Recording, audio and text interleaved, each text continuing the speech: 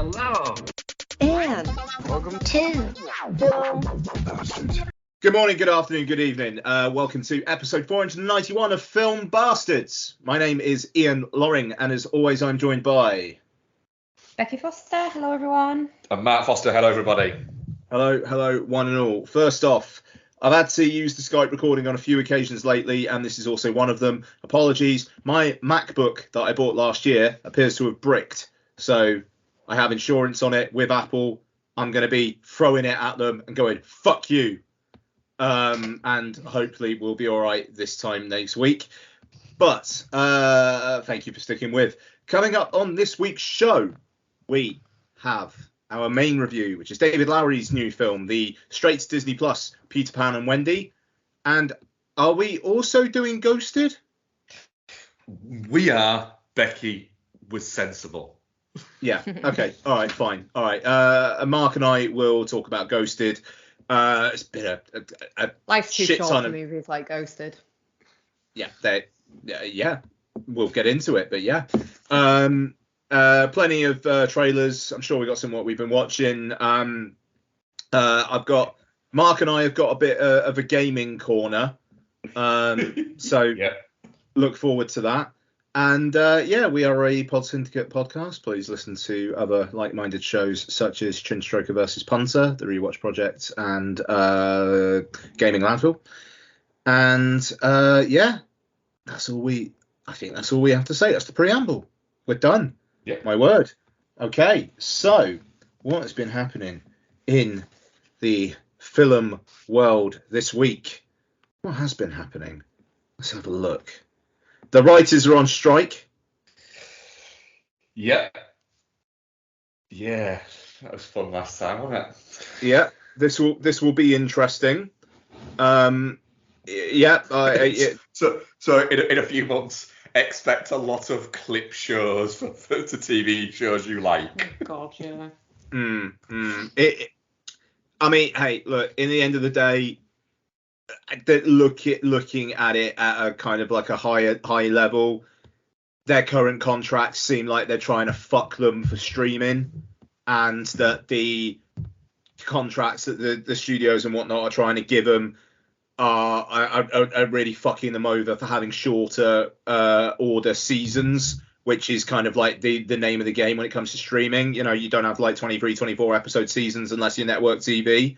You know, if you're Netflix or Amazon Prime, you're not doing that. And it seems like it's geared towards helping the studios more with that. Let's see how long it lasts. I'm pretty cynical about this stuff where, you know, you've got a lot of people being interviewed on the picket line at the moment. I wonder if they'll still be there in a month. But, you know, let's see. But it could mean a bit of a downing of tools, like outside of the US, maybe not so much. But yeah, certainly within the US, you know, we could start seeing that knock-on effect in TV later this year, film next year. And I hope that the writers get what they want, really, because where would films be without them? Exactly. Yeah. Yeah, that's it. It's no matter which way you look at it, movie studios make a lot of money. They just do. You know, the idea that they don't or anything like that, they do make a lot of money. They spend a lot of money, but they make a lot of money as well. Yeah. Yep, quite. You know, Disney are going to be just fine. Yeah, quite. Okay.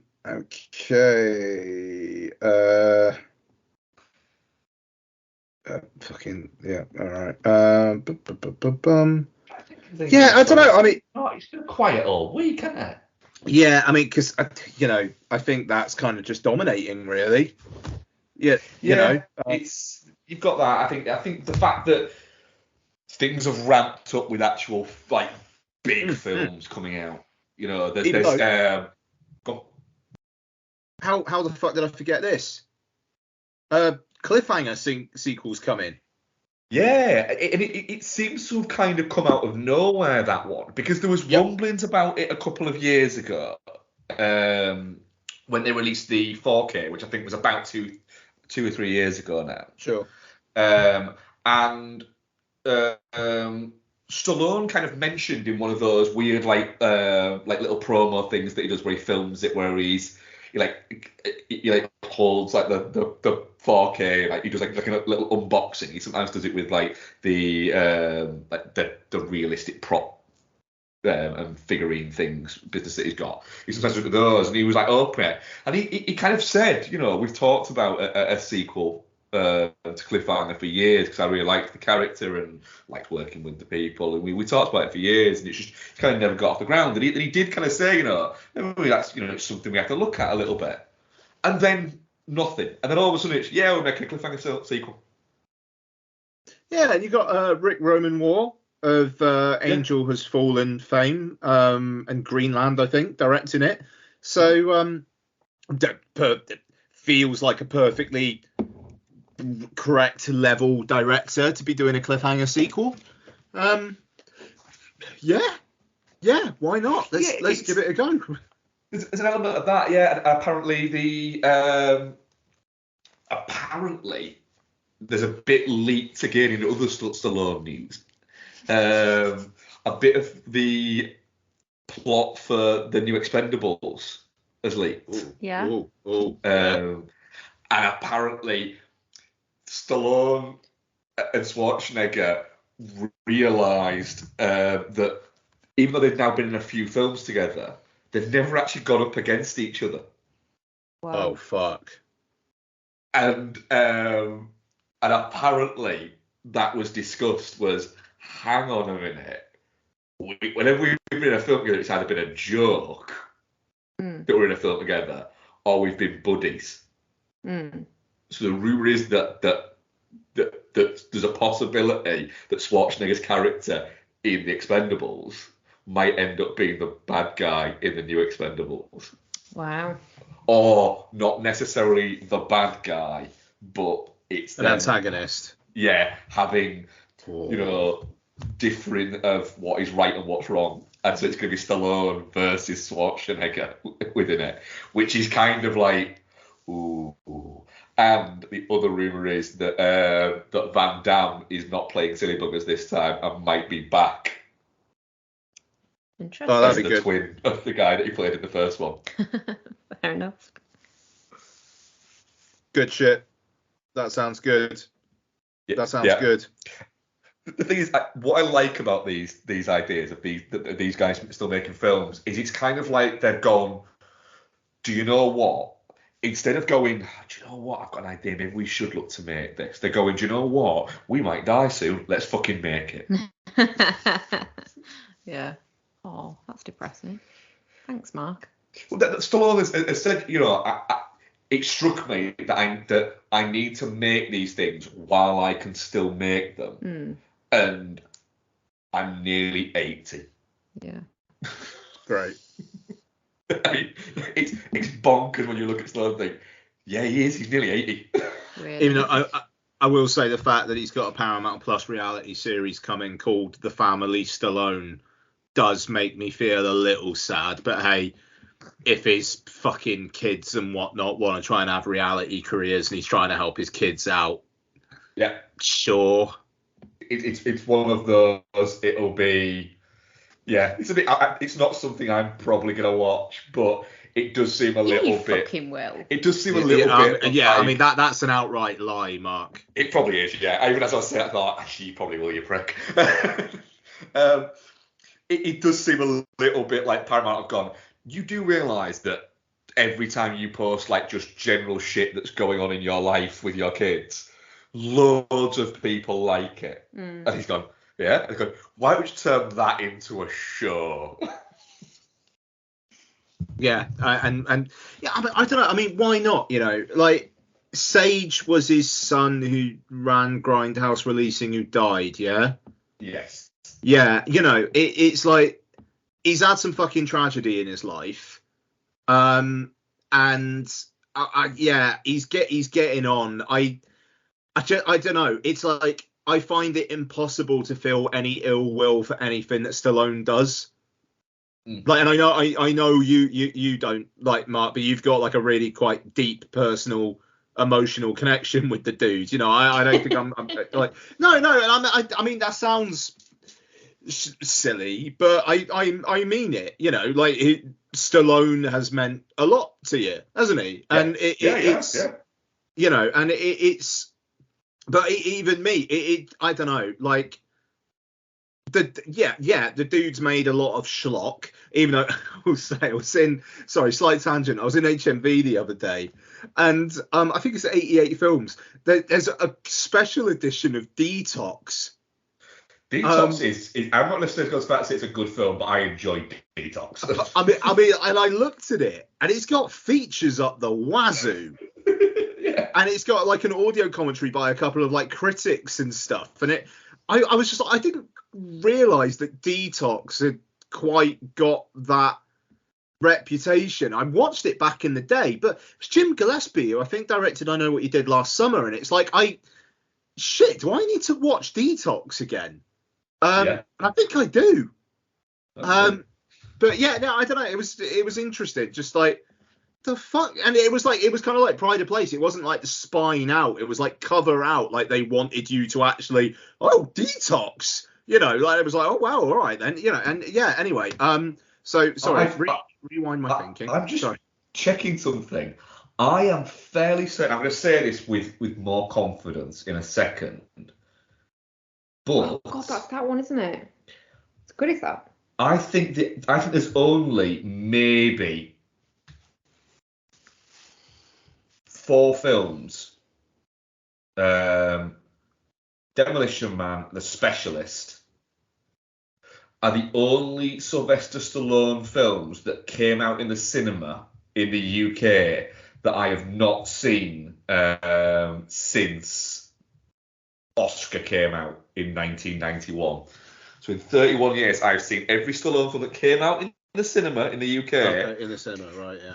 With the exception of Demolition Man and The Specialist, and that's because Demolition Man came out when I was 9 and as a 15, and The Specialist came out when I was 12, and it was a 5th. I think I was an 18 actually, because there's some raunchy bits in it. Is that him and Sharon Stone? Yeah. Yeah. Okay. Well, obviously, there's raunchy bits in it. They fucking shower. Nice. Yeah, you see a lot of Stallone's bottom. Oh dear. That's good. Yep. Yeah. I also remember, sorry, very last bit I'll say this. I also remember going up to watch Copland in the cinema and going up and really fucking confidently striding up thinking, you have to be confident to get into a movie that is too old for the age you are. Yeah. And walking up and going, this one for Copland, please, mate. And the guy going, yeah. And then serving me and going, and then giving me the ticket and going, wait, how old are you? Me going, 15. And going, all right. And then walking away. And then as I was walking away going, wait a minute, I am 15. It was an 18, yeah. I thought it was a bit weird when you said 15. It's just, the guy didn't give a shit. Nice. Oh, man, no. What you did, you said it with such confidence that it just shattered his thinking that it was an 18. He was like, he sounded so confident. I've got to go with that. Yeah, all right, mate. Yeah, I just sat down and went, at any moment now.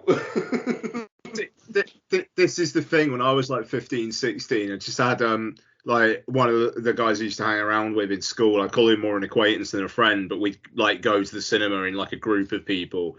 And he just looked like 4 or 5 years older than any of us. So he just always got the tickets. And, like that was just like, that was the way, you know, like I saw Hannibal when I was like 16, and that was like one of the great moments of my teenage years. Yeah, like we watched Hannibal in the fucking cinema. We briefly had the standee, didn't we, from Hannibal? What, like fucking Hopkins' face just kind of smiley leering? Yeah, out of like a prison, what is it, window thing? Yeah, briefly Yeah, had that that's standing. You had that standee. Yeah, I just literally just went over and went, "What do you do with these after you're finished?" Anyway, sometimes like staff collect them, or if not, we just chuck them in the bin. I was like, "Can I have that one?" And he went over, looked at the back at it, and went, "No one's claimed it, mate. Yeah, I'll pop your name on it." That's a fucking intense standee. It's like in my attic, I've got maybe like 100 random posters that I've took from the cinema when I used to work for View. You know, like they're just up there. God knows what I've got up there. I'm pretty sure I've got the teaser poster for Inglourious Bastards. I know that I've got a poster of Shutter Island when it had its original release date on it before it got moved out of the Oscar season. And it's like, I kind of wonder how much I could fucking... There's got to be some fuckers who would pay some money for them. Yeah, 100%, mate. Yeah. But they're just up in my attic. But yeah, so rewind. So, yes, he's made some schlock, but Stallone, it's the fact that the dude still cares. Like, you look at actors and filmmakers in general who are like his age now, you know, perfectly intent to just live out their days and whatnot. That motherfucker, and it's not like it doesn't feel like he's grifting. That's the thing with Stallone. Like, yes, he's selling shit, but he's also making an effort. You know, and that's it. It's often stuff that is fan stuff as well. It's for collectors. And that's the bit. He just knows that people will like it. He knows people will pay for it, but he knows that people are paying for it. And you know, good on Stallone. May he fucking continue on. I hope we get another like 10 years of him in the public eye. Actually, segue to another quick news story. Clint Eastwood has set up his next film. Fucking hell, is he right? Fair fucking play, Clint. It sounds like pretty good. Apparently, like, the thinking is it is going to be his last film, and it's kind of a weird one to go out on. But yeah. So it's called Juror Number 2, starring Nicholas Hoult, Toni Collette, and Zoe Deutsch.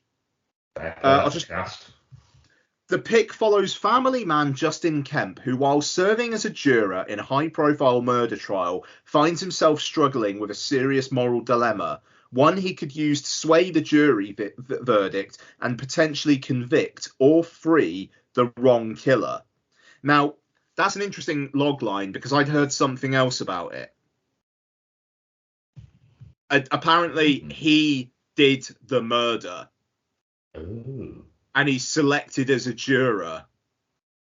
Oh, that sounds fucking interesting. And is that Nicholas Hoult, I'm guessing? Yeah. I'll take Nicholas Hoult doing that. I mean, that's just take me back to the fucking mid-90s and like John Grisham adaptation that's 2.5 hours long.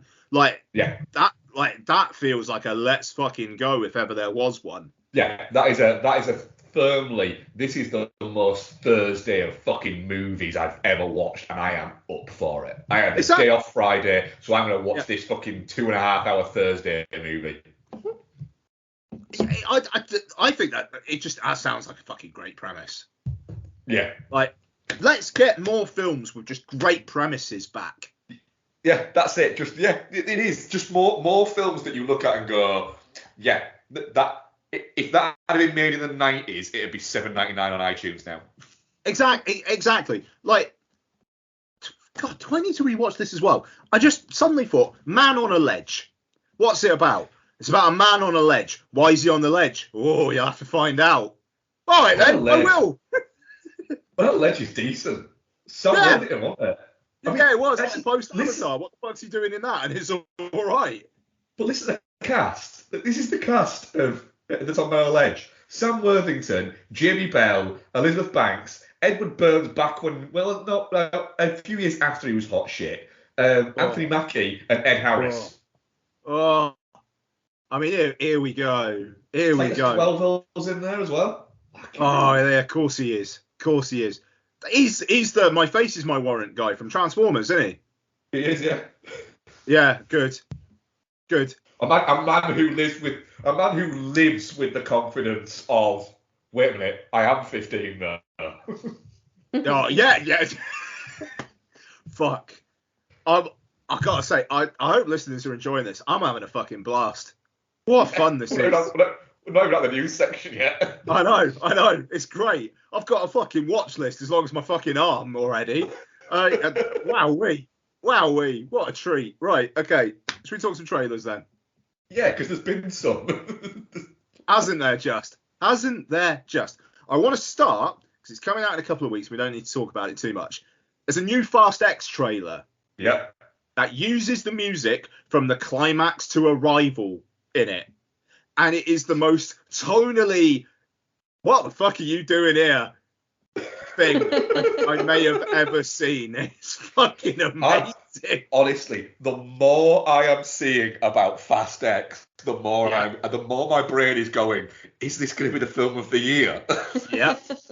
I started the year so edgy about Fast X, and it looks like Jason Momoa is going to be the villain that we've needed for the last few. Yeah, he's not going to end up part of the team by the end of it. No, that's exactly it. Him and his fucking hair.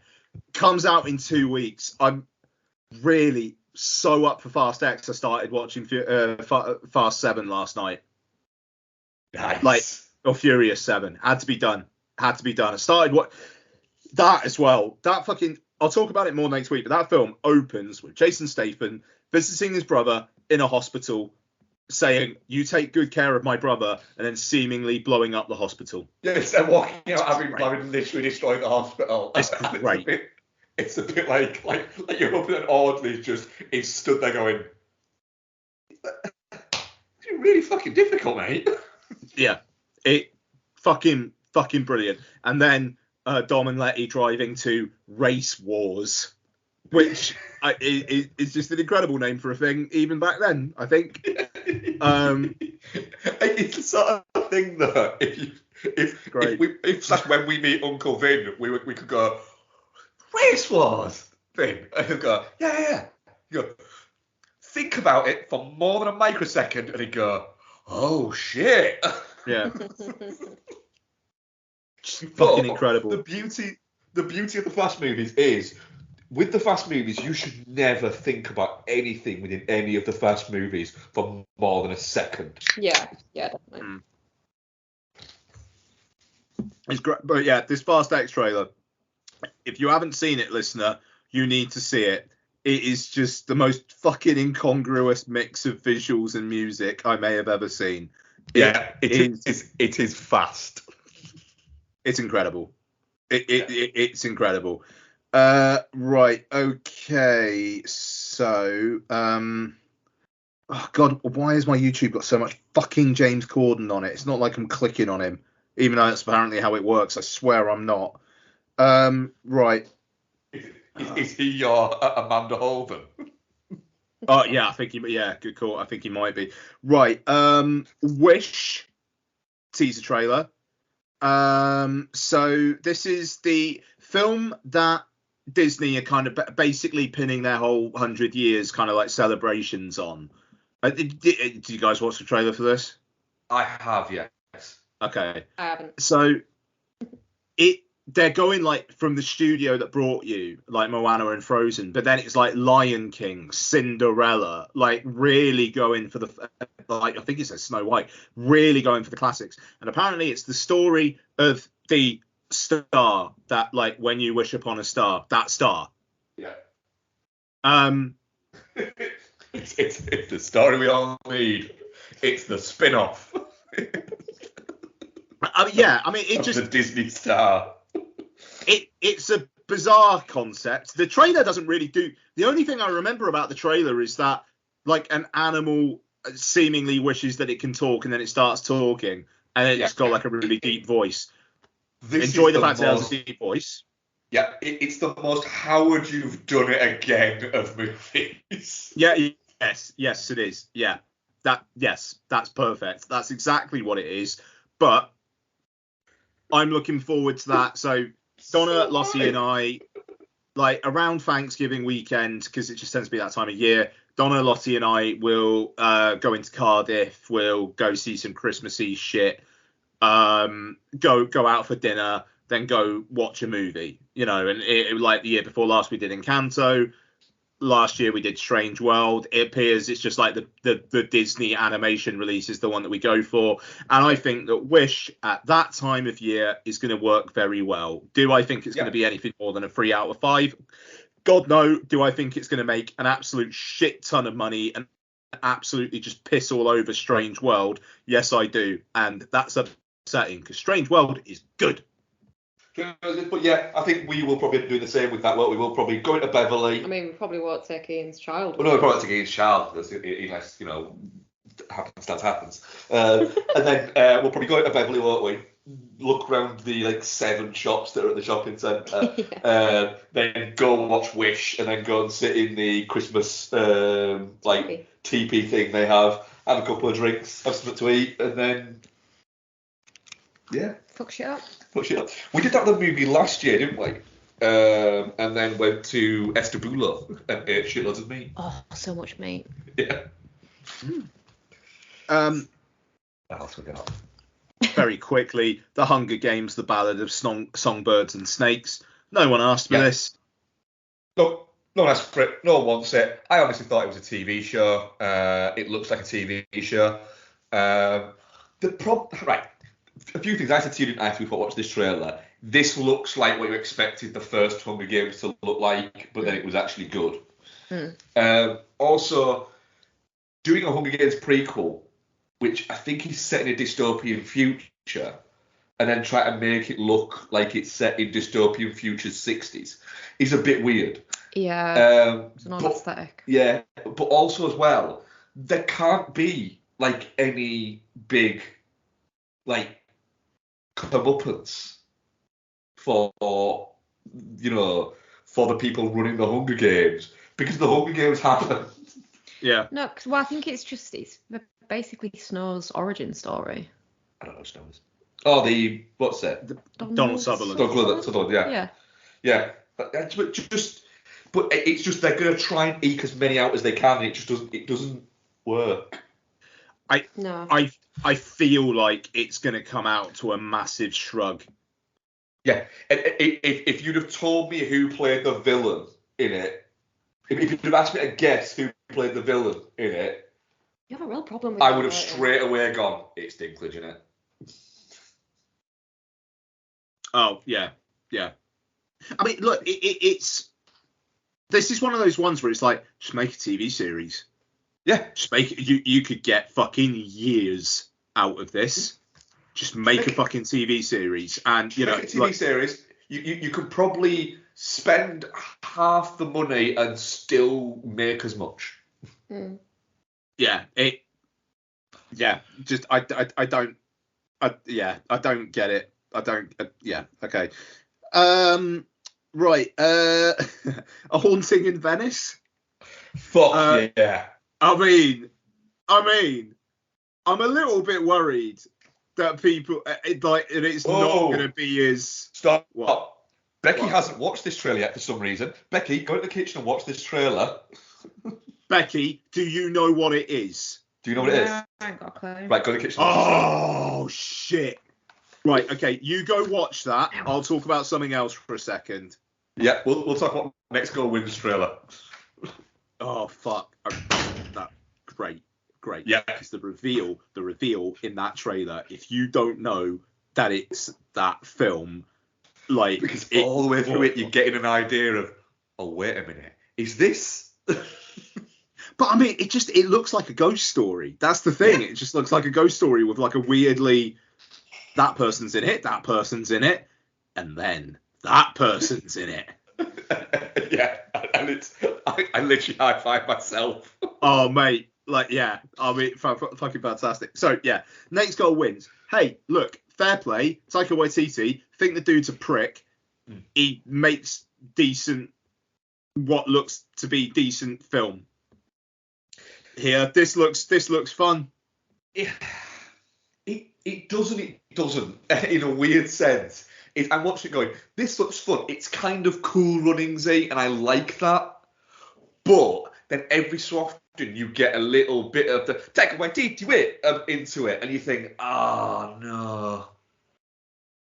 Is it that he's making what he thinks is a better version of Cool Runnings? So I am like,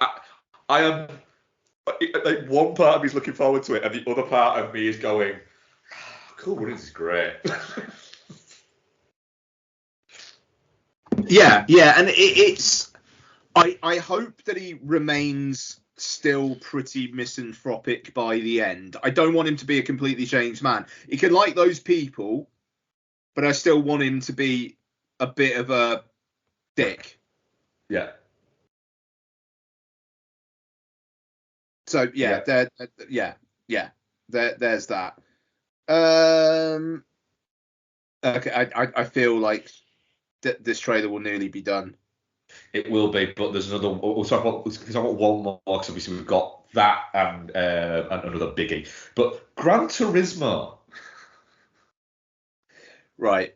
I mean, this comes out the weekend before my birthday. I have decided this will be my birthday film. Yep. I don't need to watch it as soon as it comes out, but you bet your and I can't get my birthday off work because I've let too many of my team take the day off work on that day and kind of forgot that it was my birthday. But you bet I will be finishing as early as possible and driving to the IMAX, and I will watch Gran Turismo in my Nissan Leaf, bombing it down the A4232 to the Odeon, and I think this looks fun, and I very much want to see Digimon Honsune and Ginger Spice play a married couple. I don't like the validation that it gives to people that are like, oh yeah, I can play guitar. I'm really good on Guitar Hero. Oh yeah, I'd be really good in like a war. I play COD, and it's like, no. But it's based. Fuck it off. is based on a guy. It is based on a guy who played a shitload of Gran Turismo, went to this Gran Turismo academy, and became a fucking race car driver. What I will say though is that is one guy.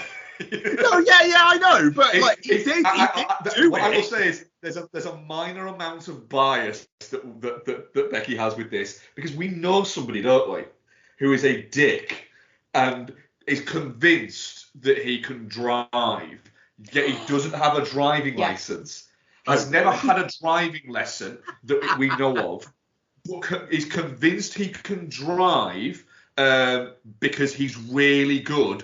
And it's Gran Turismo, isn't it? Mm. He's really good at Gran Turismo, and he's even got like the steering wheel thing and like the special seat thing for it. What a cunt! And actually has said to me before, a person who can drive, and said, "Yeah, but I'm probably a better driver than you because my reflexes are quicker." So, like, how you can't drive. I mean, that's a whole other thing. Izzy's boyfriend studying accounting at university. He's far more sensible than this twat. Yeah. Oh, really? Oh, that's... Yeah. You've got to be happy with that. Oh, yeah. Yeah, we're happy with that, aren't we? Yeah, looks like a nice boy. He looks like a nice boy, yeah. He's told his family about it. Yeah. Yeah. Somebody, sorry, a bit of a tangent. Somebody she met at uni? Yeah. Yeah, she's met. Oh, that's great. Oh, he's in the second year and she's in the first. He's in the second year, she's in first year. Okay, yeah, that's fine. Yeah. She likes him because he's really awkward, so she knows she doesn't have to worry about him talking to other girls because he can't talk to girls. And I was like, well, how did you get talking to him? And she was like, oh, I basically just talked at him until he started responding, and then it kind of went from there. Oh, that's brilliant. Well, I'm glad it's not Gran Turismo cunt anyway. No, it's not. So, look, I don't know. I think it looks all right. I'm kind of up for David Harbour being a fucking begrudgingly fucking trainer who learns to like the guy. I hope the guy is charismatic. I feel like that's going to be a very big, is this film going to work if you're going to be behind him or not. But, It's got very strong. When I was worried about the Pacific Rim sequel, because I thought John Boyega was not very charismatic based on how bland he is in the Star Wars movies, and then Pacific Rim, he's fucking great in. I'm gonna need David Harbour to put some weight back on. All right, Lily Allen. It just doesn't look right on him. Again, all right, Lily Allen. Because she's exactly the same thing, didn't she? It doesn't know, does it? We all know him as, like, what's his face off of Stranger Things. Well, you don't. And then he's there all skinny and shit, and it's troubling. I know him as the CIA guy from Quantum of Solace, and I think he's doing perfectly fine 15 years on. So, Haunting in Venice. Becky, what was your reaction when that moustache appeared? Oh, I didn't even realise Haunting in Venice. Is it from one of the books? Yeah. So I should know, shouldn't I? Because I quite like Agatha Christie. You got it. No, I don't have any Poirot ones.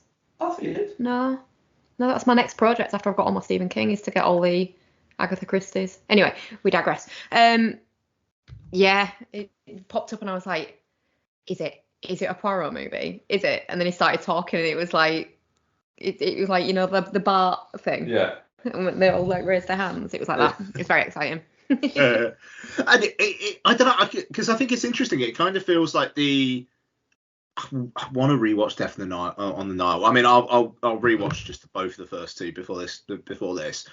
And it like Death on the Nile, I feel like we were all there. It's all right on, but it kind of feels like the commercial performance of it. They've just gone, fuck it.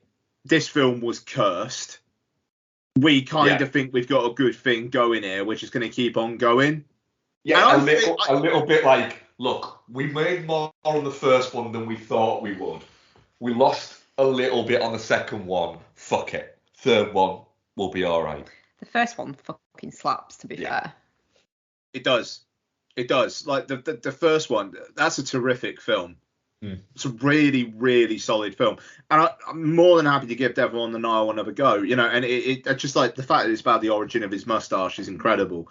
But it feels like with this one, it's going to be, we got the cast, people are going back to the cinema. It's in September, so it's kind of just on the edge of spooky season. We can do something with this. If we market this as a horror movie, but it's a horror movie that everyone can go to, then we could make bank. Poirot horror feels like, all right, let's give that a go. Why not? Even if like the horror affectations calm down when you realise it's obviously all of the mortal realm. You know, fair enough. But I'm very, very up for that. Very up for that. And yes. We've got Benoit Blanc and Poirot just fucking doing murder mystery shit, and I love it. Yeah. Heavily accented detective men. Yeah. Love it. Absolutely. Okay. Transformers: Rise of the Beasts. Yeah. I mean, again, Michelle Yeoh voicing Bird, Robot Bird. So the scuttlebutt on this is that it's fucking awful. And I didn't want to. I haven't wanted to say that in the boy chat because Noel seems really up for it. But like about like the inside word on it that's been leaking out is it's like borderline unwatchable. And just an absolute mess. Oh really? But I was actually quite keen for this one. I never am for Transformers movies. No, but trailer does a good job selling it. Yeah. It's a prequel, isn't it? Is it? Yeah, set in 1994. It's set in the 80s. It comes up saying 1994 in like all screen title. Yeah. It's directed by the guy who directed Creed 2. It is.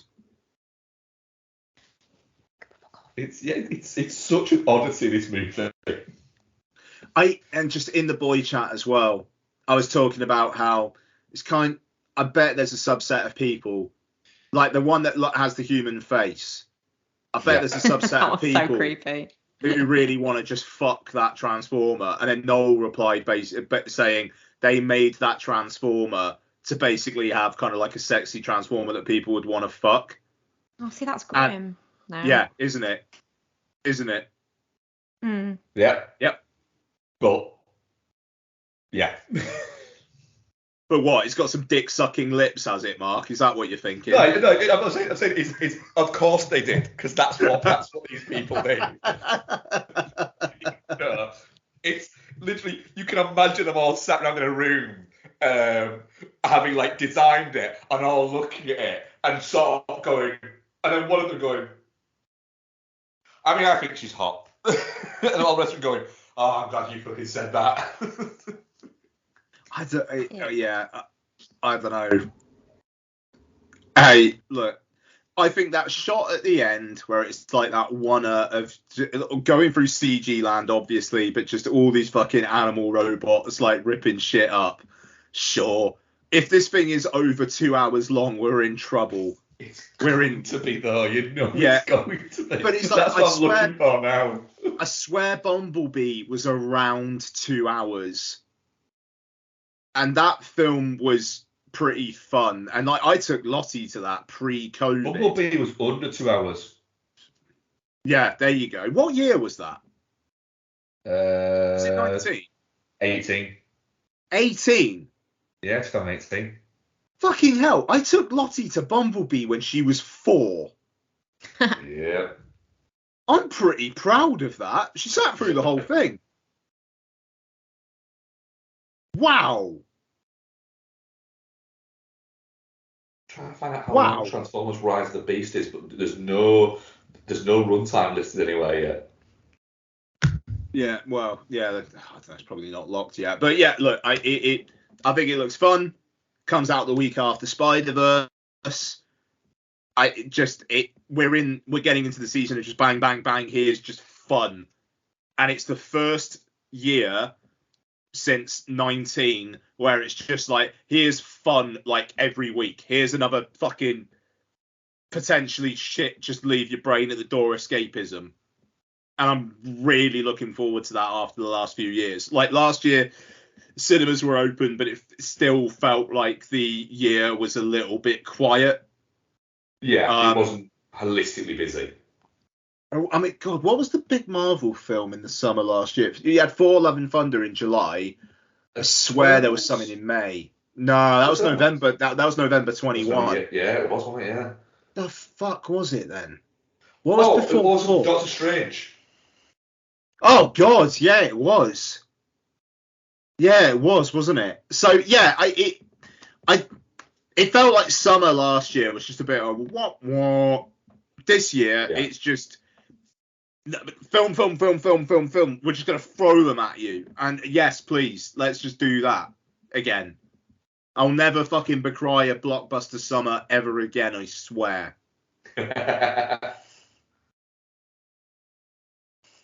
Do we have anything else before the biggie? No, just the biggie. Right. This is far and away the most. Oh, what the fuck? Sorry.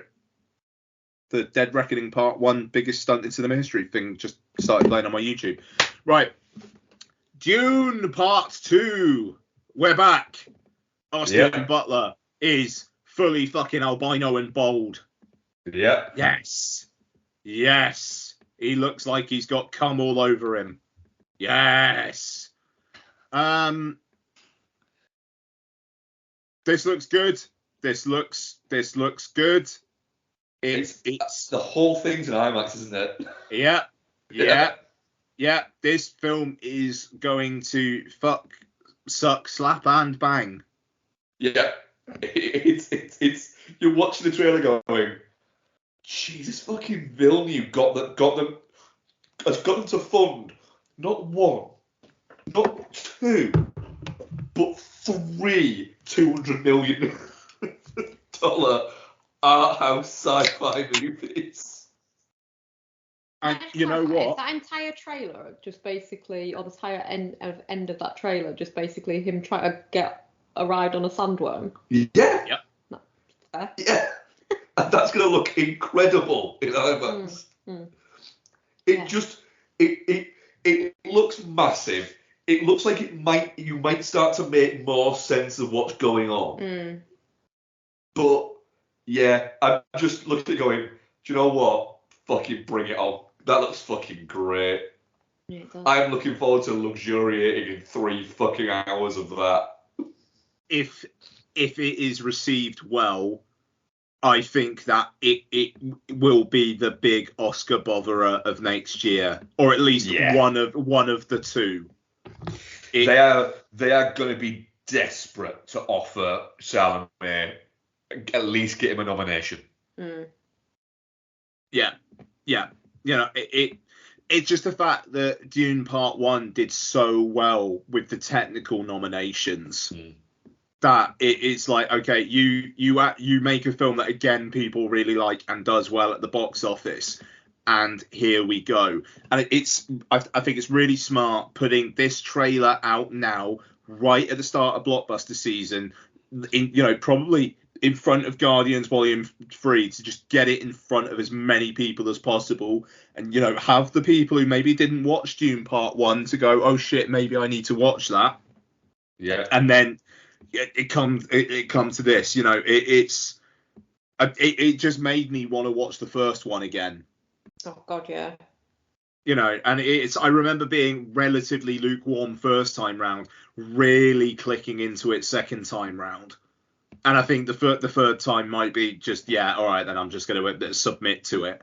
But then also this one, the cast as well. It's like the poster that came out yesterday. The cast just goes for days and days. I mean, it's a just really kind of almost intimidatingly good cast. Yeah, because he's not just gone for like, oh, it's that. I mean, you've got like people like Zendaya, Chalamet, and Austin Butler, Florence Pugh, but you've also got like Christopher Walken's in there. Stephen McKinney is in there. Charlotte Rampling. Apparently Tim Blake Nelson is in it as well. Yeah. In a Léa Seydoux. Not like, that's it. It's not confirmed as who, but it's somebody who is in this and possibly what will be the part 3. Yeah, I mean, it is just let's go. Filming all in IMAX. I mean, along with Nolan, he's one of the great IMAX filmmakers. Yeah. And yeah, it's just like, it looks great. It looks terrific, and just what a treat we're gonna have getting into November and just getting into the winter months and into the Christmas movie kind of season, and having this big fucker out there then. Yeah. I think it's going to gobble up money as well. And especially because now we don't have because Blade was supposed to be out in November. Now that we don't have that, I think the Marvels is around in November, a couple weeks after. Yeah. But it's already going to have done its thing. Exactly. And the thing is, they're looking at it and going, the studio must be looking at it and going, the fucking red carpet we're going to have. Yeah. Red carpet we're going to have, it is going to be the only thing people are going to talk about for a fucking week, when we have Zendaya, Timothy Chalamet, Austin Butler, and Florence Pugh all fucking stood with each other. Yeah. And then when they walk away, we've got fucking everybody else coming up. Yeah. It's going to be such an event, isn't it? Yeah. Warner must be already so happy that they were like, yeah, all right, then here's the money, do another one.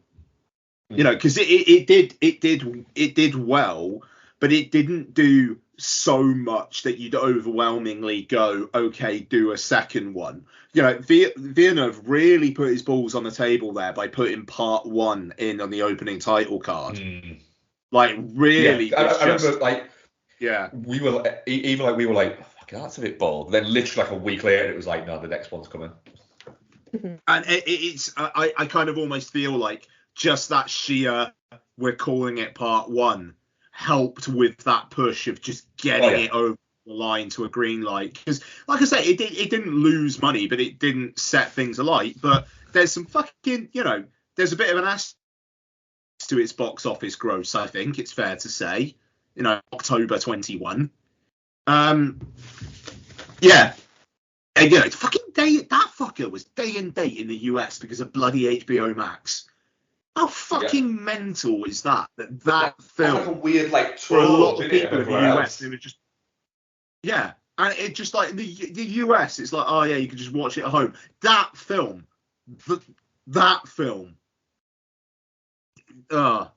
just the difference in image you are losing between the IMAX framed version and the standard version.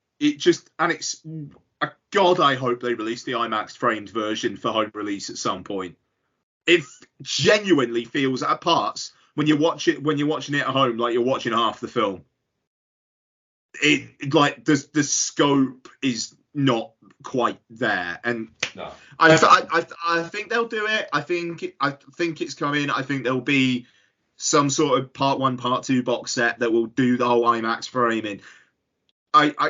I know Villeneuve doesn't want to distract from the experience of IMAX, but I genuinely feel like the film is less powerful at home because of the framing.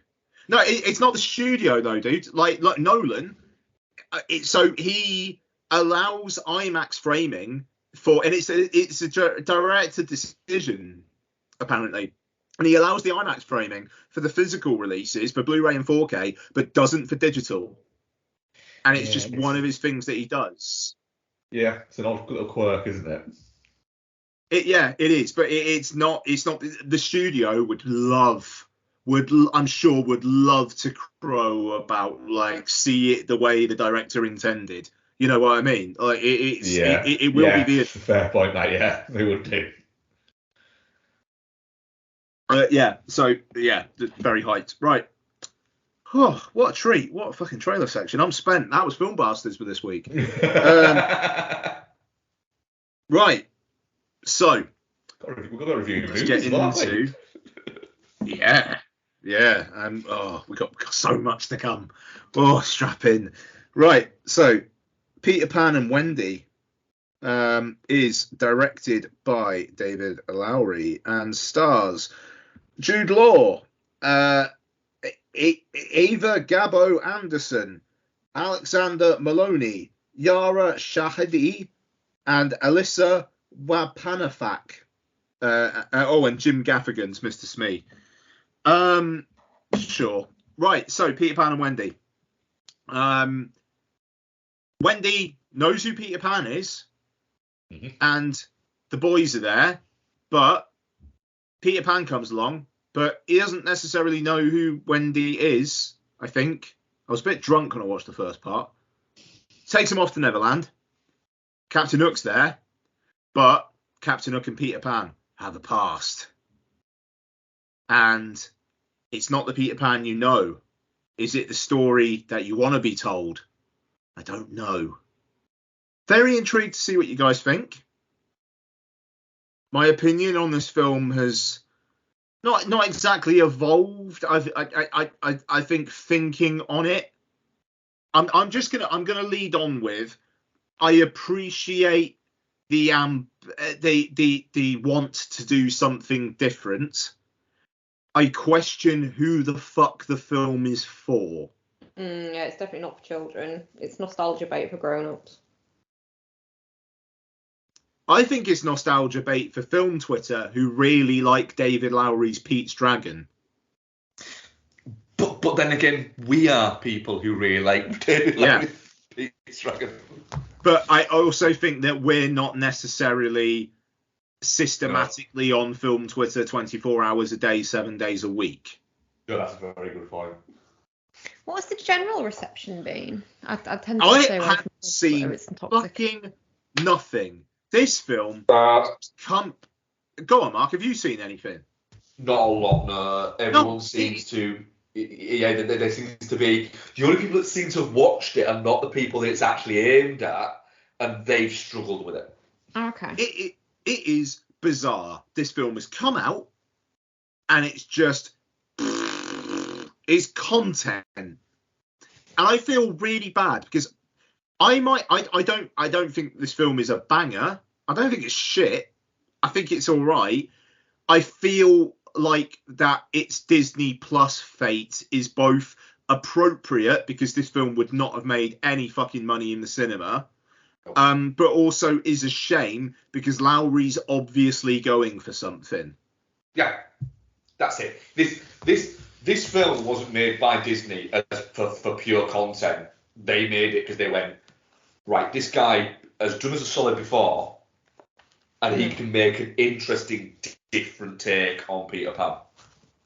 Is it different though? It's different to a lot of Peter Pan movies, yeah. In what way? But it's not for kids, and it's quite introspective and fucking thinky about betrayal. I feel like that's been done before though. But not in Peter Pan. Matt, right, here's my quick feeling on it, and I'll go to you, because you quite like the story of Peter Pan, don't you? Mm-mm. I don't like the story of Peter Pan. Like, I don't think I like a single Peter Pan adaptation at all. I think they're all shit. I don't like Peter Pan. I don't like the annoying fucking children in Peter Pan. I don't like it. I was really looking forward to this because it was Lauren. I thought he might do something visually interesting, and there are little bits that are visually interesting in it. I think Ever Anderson is decent.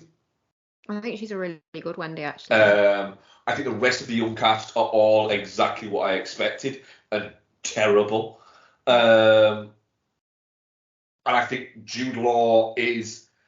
I thought we might get Jude Law having a lot of fun with this. I don't think he's having fun with it, but I think he's very good in it. Because I don't think it's a fun movie. And I was.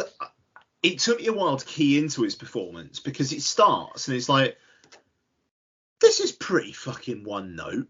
Like, he's not really doing Captain Hook. And then as the film goes on, it's like, oh, that's why he's not doing Captain Hook, because he's just like, he's fucking set in his ways and he's doing this thing because he's stuck in a perpetual machine of just fighting Peter Pan and them living to fight another day and then just doing it all again. And it's like this going through the motions kind of performance, but there's a point to the fact because it's Hook going through the motions, and by the end of it you understand that. But I'm, again, if it's a film that's supposed to be like, yeah, okay, you know, Super Mario Brothers, people are going like, oh, you know, it's for kids, it's not for a family audience at this, you know, and it's like, fuck you, it's only for kids. At the same point, this film, fuck you, it's only for adults.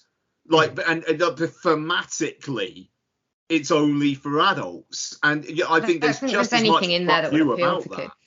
No, there's not a thing. Lottie was bored out of her fucking mind. I don't believe that. I'm not gonna lie, I was bored for quite a chunk of it. Yep, first half is borderline turn-offable, and then it gets a bit more interesting in the second half for me. What do you think, Max? They've obviously gone for like more of a kind of, and I know obviously there's a flying ship and there's pirates and all that kind of stuff, but so it's going to sound ridiculous, but they've obviously gone for a more realistic vibe for Neverland, haven't they? It just looks like it could be, I don't know, somewhere in the Scottish fucking Highlands or something. It looks like it was filmed in Ireland. Yeah, it does. So, but the film suffers for that, I think. Can I just say one thing? When it first gets to Neverland, they go, it's the most wonderful place I've ever seen. It's like, what? What made it look wonderful? It's really great. I mean, it's really great. To be fair, you hate the British countryside, don't you, sir? But it's supposed to be Neverland. The most interesting thing about Neverland, yeah, was in the background is Saturn. Yeah. Yeah, it is boring. There's very little magic to this story with the exception of pixie dust and a fairy.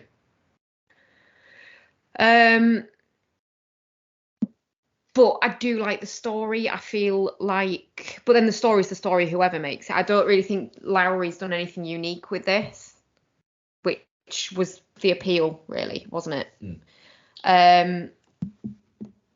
yeah, I think Wendy's a really good Wendy.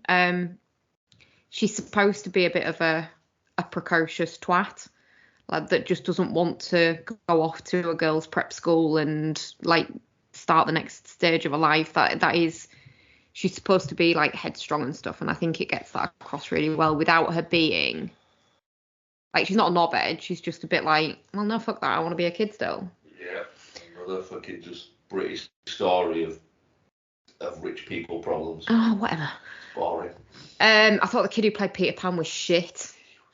He was like, fucking just, rough. Yeah. Sorry. He's just awful. Mm. Yeah. If he was the main character, yeah, this would have been a disaster. He had massive energy of, he gets all the best plays at school. Yeah. It only justifies its title with that last scene. Like, it's not, because it's not Peter Pan and Wendy. The story is not Peter Pan and Wendy. Mm. You know, Hook's emotional trauma. Yeah, it's Peter Pan's mental dilemma. It's Captain Hook's fucking latter years death spiral complex. But Peter Pan and Wendy sounds more marketable. Yeah, they you know that Lowry wanted to just call it Wendy. Oh yeah, but he couldn't, because Ben Zeitlin made a film called Wendy a couple years back, which I haven't seen yet, and I bet is more interesting than this. Yeah, I think I've seen that actually. I think Jude Law was really good as Hook. Hook having more layers than just being a bad guy, and all the backstory and stuff like that was interesting. And the fact that he ended up having to grow up because he just missed his mum, but then he never found her anyway. Yeah. That's really sad. It's just bleak, isn't it? It is quite bleak. You at that point you're going, do you know what? Fucking kill him, Hook. I want you to fucking kill the little prick. Yeah. Well, because that's the thing. It's like there's not really enough of Peter Pan actually kind of realizing the error of his ways. Yeah. It's like he's farting about doing the same old thing, and then he realizes, I can't do the same old thing anymore, and then it looks like he dies, and then he's resurrected, and he doesn't really save the day because it's actually about Wendy saving the day. And then at the end, he's a bit sad, and he's like, okay, I'm going to go off and mope off on my own existential crisis and then leave you with a bunch of fucking orphan kids. And it just, it's a shit arc for Peter Pan, actually. Yeah. Because what has he realised? You nailed it, didn't you, Bex? Go on. When you said, Bex said at one point, like, Peter Pan, he's fuck all without Tinkerbell. Yeah, exactly. He was just dead. And then Tiger Lily comes and saves him. He still can't fly, so Tiger Lily has to get him to the boat. He does a big jump and then waves his sword about a bit. Yeah. He's just passable at sword fighting. Yeah. Yeah. He's fighting an old broken man that only has one hand, who doesn't want to kill him. Who he banished and was his best friend, so he betrayed him. I don't get why the film exists. That's the thing. It's almost like David Lowery got Disney into a contract that their lawyers were like, fuck, this is watertight. We have to do this film. How the fuck did that happen?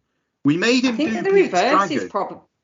Yeah, but the reverse is probably more true. Like Disney have got him into a contract, and he's like, oh no, he's well in on it. Really? But yeah, why has he not done better with it then? He co-wrote the fucking thing, like it wasn't just a director for hire job. And I remember when he was promoting The Green Knight, he was talking about wanting to do this, and like, I think I've got this take on Peter Pan. I'm still a little bit, I don't know whether Disney are going to go for it or not. And then they did, and it's like, yeah, all right, we're going to put it on Disney Plus on a random week in April, give it fuck all marketing whatsoever, and we're just going to let it die. It feels like the Artemis Fowl of this year. I think you are right. I think it literally was. It was. They kind of approached Lowry in 2016 when Pete's Dragon had done quite well. You know, financially it had done okay, but it had done really well critically. And he basically did say to them, "I've got an idea for Peter Pan." They went, "Right, we'll take it." And then it was almost like you say, like they went, "Shit, we've kind of got to make this." But yeah, I suppose Netflix, commission a shitload of stuff that is never going to get theatrical play. Disney seemed to be relatively guarded about their like legacy characters and whatnot, and it just I don't know what was anyone seeking to get from it. I suppose it's a take on Peter Pan, but it's basically, well, what if Captain Hook wasn't really a bad guy? Cool. All right, so you got Jude Law playing very well, just a really sad guy. Yeah. Well, well done, everybody. I don't know. It feels very slight as well. Like, all the stuff in Peter Pan, in the animated one and in the Sumter one, that's like that kind of that builds the myth of Neverland, I guess. The mermaids and the all the stuff with Tiger Lily and when they go to her camp and stuff like that. All of that's missing because all of the magic is missing.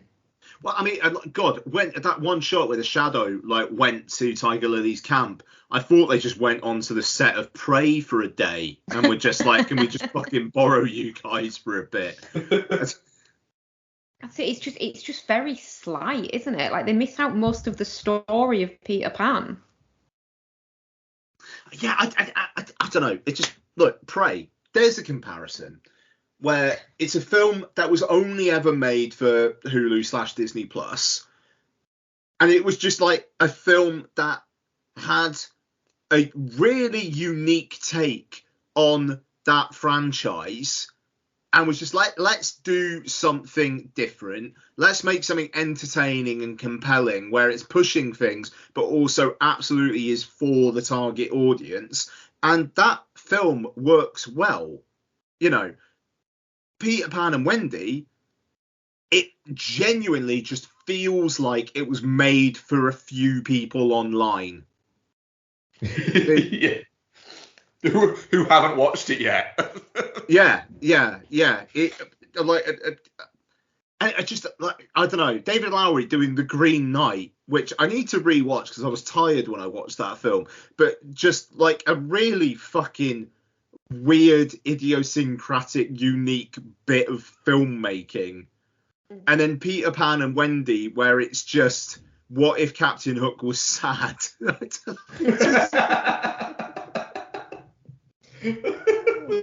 that's what it is. I mean, he's directing episodes of that Star Wars Skeleton Crew next, isn't he? Every fucking person is, though. Yeah, the Daniels are doing some as well, aren't they? And so it's Bryce Dallas Howard's back for more. And that's got Jude Law in it as well. Yeah. I'm sure that's going to be. By the way, I'm sure that series is going to be good. I'll probably give that a swing because he's got some interesting people behind it. Fair play with who likes it. Yeah, no, absolutely. The thing. Let's just repeat that, by the way. Yeah. I can't. I think it's definitely not shit. That's the thing. I think definitely not shit on it. No, I'm not actually. I kind of wish I was definitely not shit. But I do think it's a bit shit. I'm touching cloth. If the second half was going the same way as the first half did, I'd be saying it was shit. I was really worried.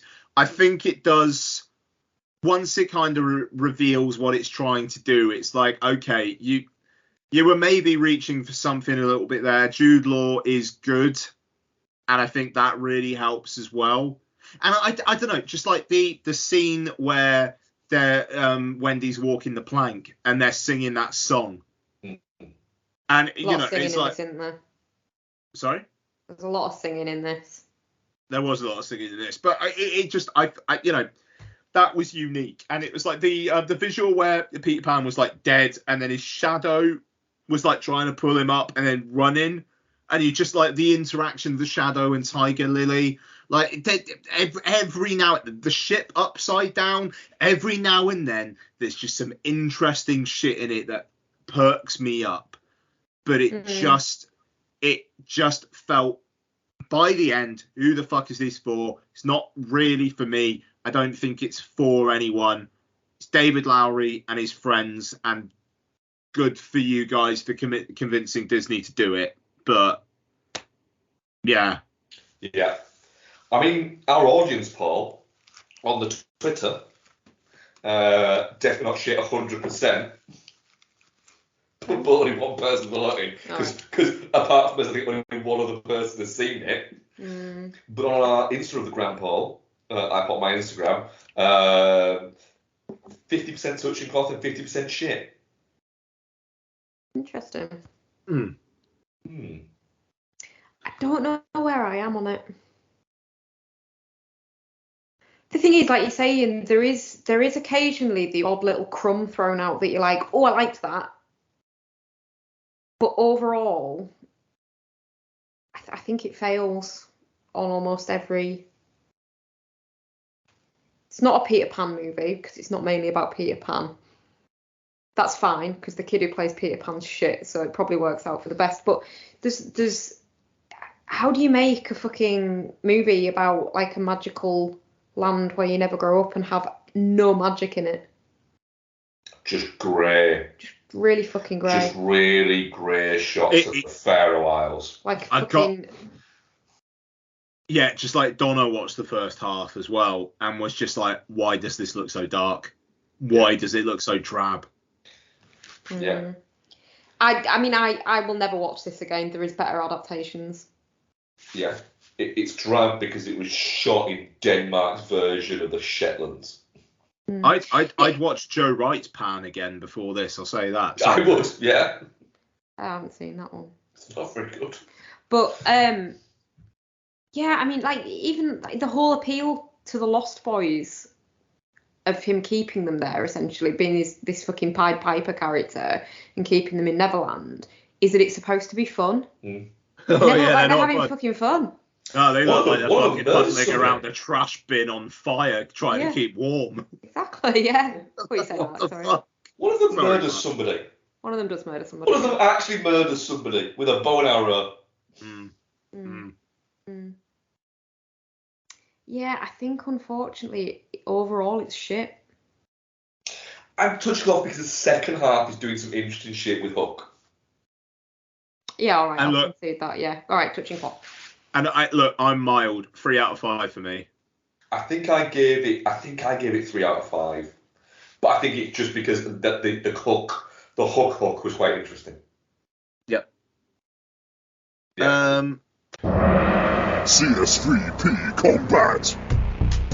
Player 1, choose your character. Tired of film and television podcasts where the hosts exist in a blissful state of agreement? Kid Stroker. Player 2, choose your character. Well, you're in luck. Hunter. Round 1, fight! Allow me to introduce you to the Chinstroker vs. Punter podcast, featuring 2 film and television fans from Birmingham, England, who enjoy their media in very different ways. But anyway, that brings us to the end of the plot of Blue Velvet. The plot. I mean, the main characters are 2 of the dullest main characters I've ever encountered in any film. So join us as we catch up on what we've been watching from our own very different perspectives. Double KO. Round 2, fight! You can find us at csvsp.libsyn.com, also on Spotify, iTunes, Stitcher, all the places that podcasts can be found. Just really It's not visually striking. No. Just getting confirmation. It's just that's the 3rd time though. I mean, is this on? Bex, what have you been up to? Strap in. I haven't done anything except watch movies, so nothing of any other interest. But I have watched quite a few movies. So, right, what helps me remember where I'd got up to in my film on my Letterboxd was remembering that message that I sent to the group chat about Insidious 3 and being concerned about the dog. So, I watched the last 2 Insidious movies. Obviously, you've got Chapter 3 is the one in the apartment with the girl who gets hit by a car. And it's prequel-y 1. Don't remember it. Do you not? Oh. The Insidious movies and the Conjuring movies form a big blob in my head. Yeah, fair enough. Insidious 3 is doing some interesting stuff. I like, and this will come up again when we're talking about some other films that I've watched, but I like the wraparound nature of the series in that there's little callbacks to the other films. So, for example, in number 3, when she's in the further, because she's gone back in to rescue the girl from the old man, but who's also a lady who murders people. She leaves the door open slightly when she's looking for the correct exit, and then the boy from the first one is on the ladder. You know, when he falls off the ladder at the start, he's on the ladder in there, and that's obviously when the door gets opened to his bit, and it gets out and gets him, and it's just I just really love that. I find it quite Easter eggy. I mean, it is literally an Easter egg. Yeah. But yeah, it's I don't know with 3 never gets me as much as the rest of them.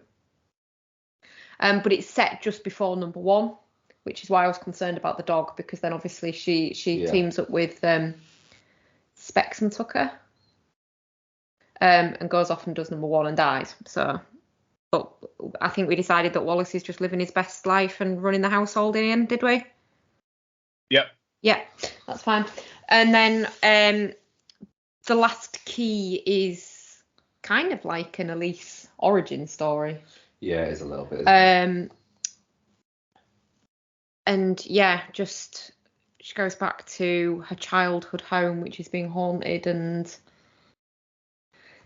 But yeah, I think the bit at the end of that one where she discovers that the woman that she saw just before she left home and assumed was a ghost was actually a real woman that had escaped from her dad. That was kind of heartbreaking. Yeah. Because she could have helped her, but she's just assumed it's because of her gift in bunny ears. So then I moved on to Ouija and Ouija Origin of Evil. Yeah. Origin of Evil is probably the better movie out of the 2, to be perfectly honest. Yeah, it is. Ouija's kind of like the teen slasher version of these paranormal movies. Yeah, fair point. And it's just a bit all surface. But then Origin of Evil obviously is getting properly sort of back into it and doing the right thing, and obviously it's a Flano film. Yeah. So you've got some regulars in there. Yeah. And obviously his missus is in there as well. But yeah, one thing I've noticed actually watching through these movies, I find it quite amusing how many of them Lulu Wilson pops up in. Yeah. She's just like a little tiny scream queen. She's the kid in Origin of Evil, yeah. Yeah, she is, yeah. But then she's also in she's in one of the Conjuring movies as well, isn't she? Yeah, she's in the first second one. Is she in she's the in the first one? I thought she was in the second one where it's set in... Yeah, it's set in London though, isn't it? Is she doing an English accent in that then? You are. Conjuring 2 set in London, so she's doing an English accent, isn't it? I think so, yeah. Oh, hang on, maybe she's not in the Conjuring. Have I just imagined that? Possibly. Oh, it might be the other one. Hang on. What's the other one? Conjuring 2. Thinking of a different small blonde girl. Yeah, I think so. What was it, number 1? Great content, guys. Is it one of those ones where it's Joey King? She's in the first one, isn't she? Oh, Joey King. Yeah. All right, fair enough. Yeah. But then jumping ahead a little bit, I've also watched a couple of the Annabelle movies, and she's in the second Annabelle, isn't she? So yeah. So yeah, I like Lily Wilson. Fair play. And then so we started that, we didn't finish it, and then so I watched the Sinister movies as well. Fucking hell, nice. Okay. There's been a theme. Mark's been on early, so he's on earlys at work, so he's been having to go to bed early. So I've just been able to watch horror, which has been great. I come back to Sinister quite a lot and watch it fairly regularly. I think it's fantastic, but I've only watched Sinister 2 a couple of times, and rewatching it, it's actually really good. Like it deserves more of a rewatch from me, so I'll add it into the rotation. I think the kids in it are suitably. Obviously, they play twins, but they've got very different personalities. The whole abusive sort of father storyline. The fact that when she has to move back to his house with him because he finds her, and then obviously the curse follows you to your next address, doesn't it? But he's the only one that dies. I think that's great. Because he's a douchebag. And then obviously Deputy So-and-so from the first one is in Sinister 2 as well. He's a private detective, and I think he's really good. Like, he don't get much screen time in the first one because it's all, oh my god, look, we've got Ethan Hawke. So yeah, it was good to have him doing more in that one. And then I watched Annabelle and the second Annabelle movie. And I will get to the third one before next week. But yeah, going back to what I was saying about Insidious, like the cyclical nature of this run of films, I really enjoy that. Like, because obviously you've got the nurses at the start of the first one, then it goes on to the story of the couple that live next to the Higgins family, and Annabelle Higgins is their daughter, and then her spirit goes into the doll because she bleeds on it. But then it's like the second movie is explaining how it got into Annabelle Higgins in the first place from the doll. So it's got out of the doll and into her, and then back into the doll, and then it's all just very, very twisty. And then the next one starts after they've left the nurse's house in the first one. Mm-hmm. So it's all just like twisting around like a writhing ball of snakes. But yeah, Annabelle is better on rewatch for me. I wasn't that impressed with it when it first came out, but every time I rewatch it, it goes up a little bit in my estimation. I do think it's a bit of an odd choice that they've made with the doll, because the actual Annabelle doll is just a Raggedy Ann doll. Yeah. And I think they've gone with this porcelain doll to make it more creepy, I guess. And it is a creepy doll, but like, I just wish they could have made it just slightly less ugly of a doll. It's really aesthetically unpleasing. Like, why would anyone even buy it? But all dolls around that time look like that. Yeah.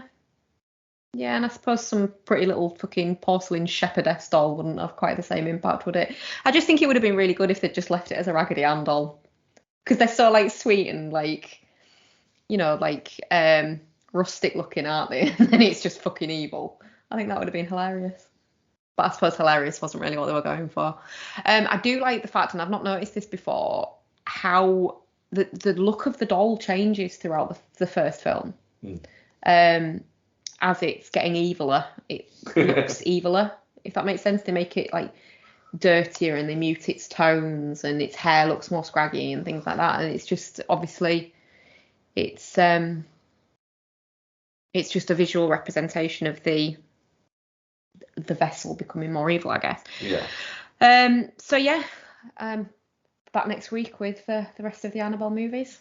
The last Annabelle movie. And what about the nuns? You got to do the nuns now. Well, no, there's only been one nun. There's a second nun coming. Yeah, I might do Conjuring Universe next. Well, Annabelle's part of the Conjuring Universe, isn't it? So... Yeah, so but I might cycle back to the beginning of the Conjuring Universe, and then I've got Curse of La Llorona and The Nun and the Conjuring movies. The Curse of La Llorona is technically part of the Conjuring universe because there's a priest in it who's also in Annabelle. Yeah. So what else is in there? Do you know another clicky clacky franchise where things fit together that you should watch? Go on. Saw.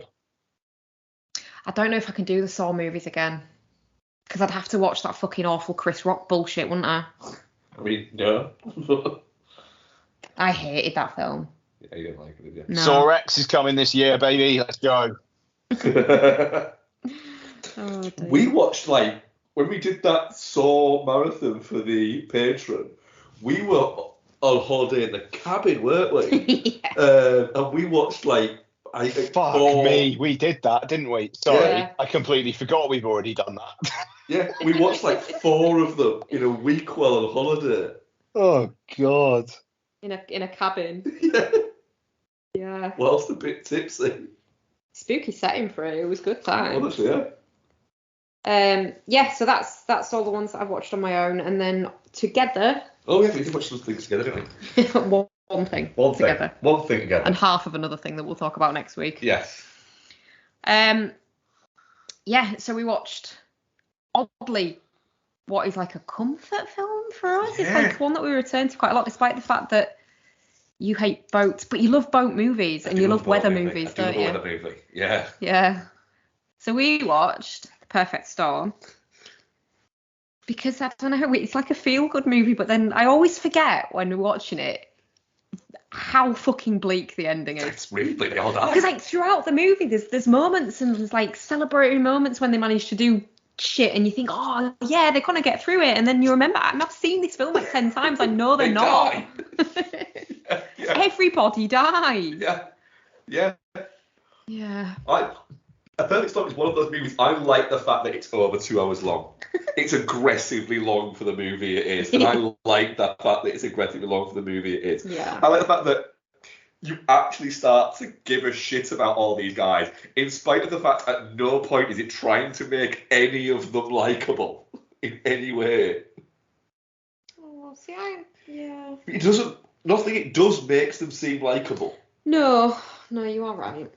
But you still start to root for them. Yeah.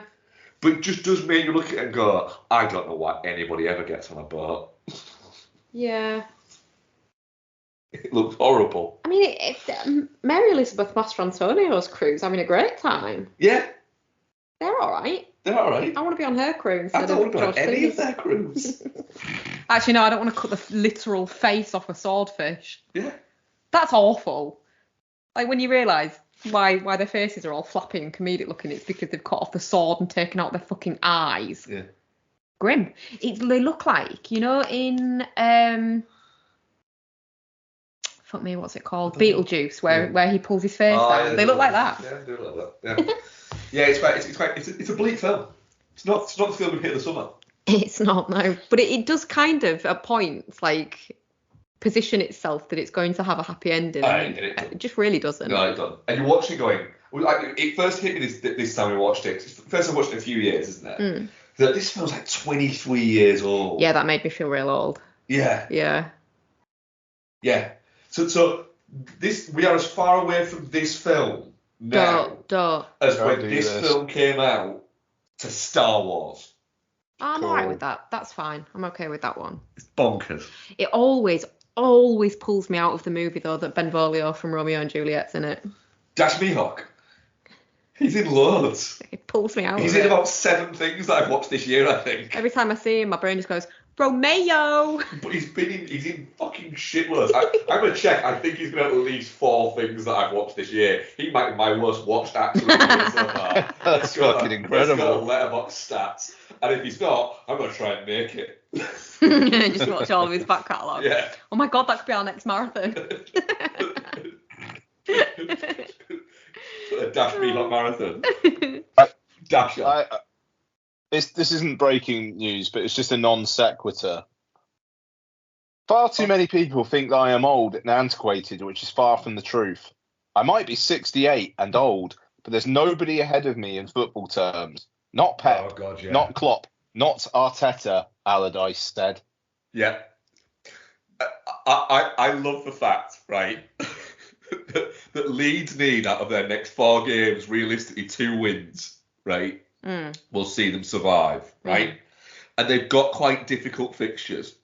I like the fact that when the Leeds announced that they had Big Sam was their manager, they put out that how many games he'd had in the Premier League, how many games he'd won, and how many seasons he'd been in the Premier League. And then when you looked at it and worked it out, you went, so he wins 1 in 4. It's somewhat painful to me because my mum's partner, God, she's been with him for like over 20 years. My mum's boyfriend, and that's fine. I'm saying that to myself, sorry. Is a massive Leeds fan. And it's so I've always had a place in my heart for Leeds because of that. But at the same time, I kind of need Leeds to go down if they're just going to get fucking Allardyce in. It's the whole, tangent from film for a second, but this season has been fucking ridiculous. Yeah.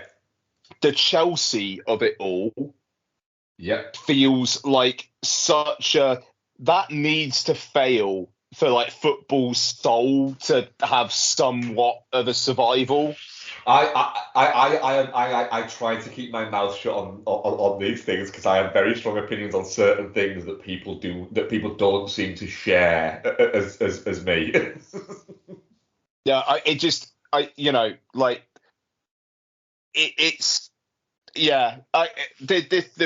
who goes down is going to be fascinating. I feel for Southampton again. I've got a familial connection to Southampton. Oh God, just let one of the fucking big boys go down and just show that can still happen. Let Everton go down. They're not too big to fail. But the thing is with Everton, and I know way too much about Everton's finances. The thing is with Everton, with the way that their finances are, they are fucked. Properly, genuinely could go out of business fucked. Their wage bill is around about 88% of their income. They drop down to the Championship, even with parachute payments. They can't. They do not pass the EFL's financial fair play rules. But also the other part of it would be, it'd be funny because Everton are about to move into a new stadium in a couple of years that might see them in a new stadium in League One. And that's funny. But also, I do like the derby. And the thing is, there's a reason for all of them to go down for me. But Southampton is one where it's just because it'll make Matt Letizia sad, and that is what I can get behind that. There is 100% that. Anything that makes Matt Letizia sad is absolutely fine. But then again, the other ones I all have better reasons for. But I just, thankfully, my mum is now too old to particularly care about how Southampton are going, but fuck me, she used to. But not so much these days. She's been, I don't know, she's lived in Spain for 15 years and that connection's just kind of broken.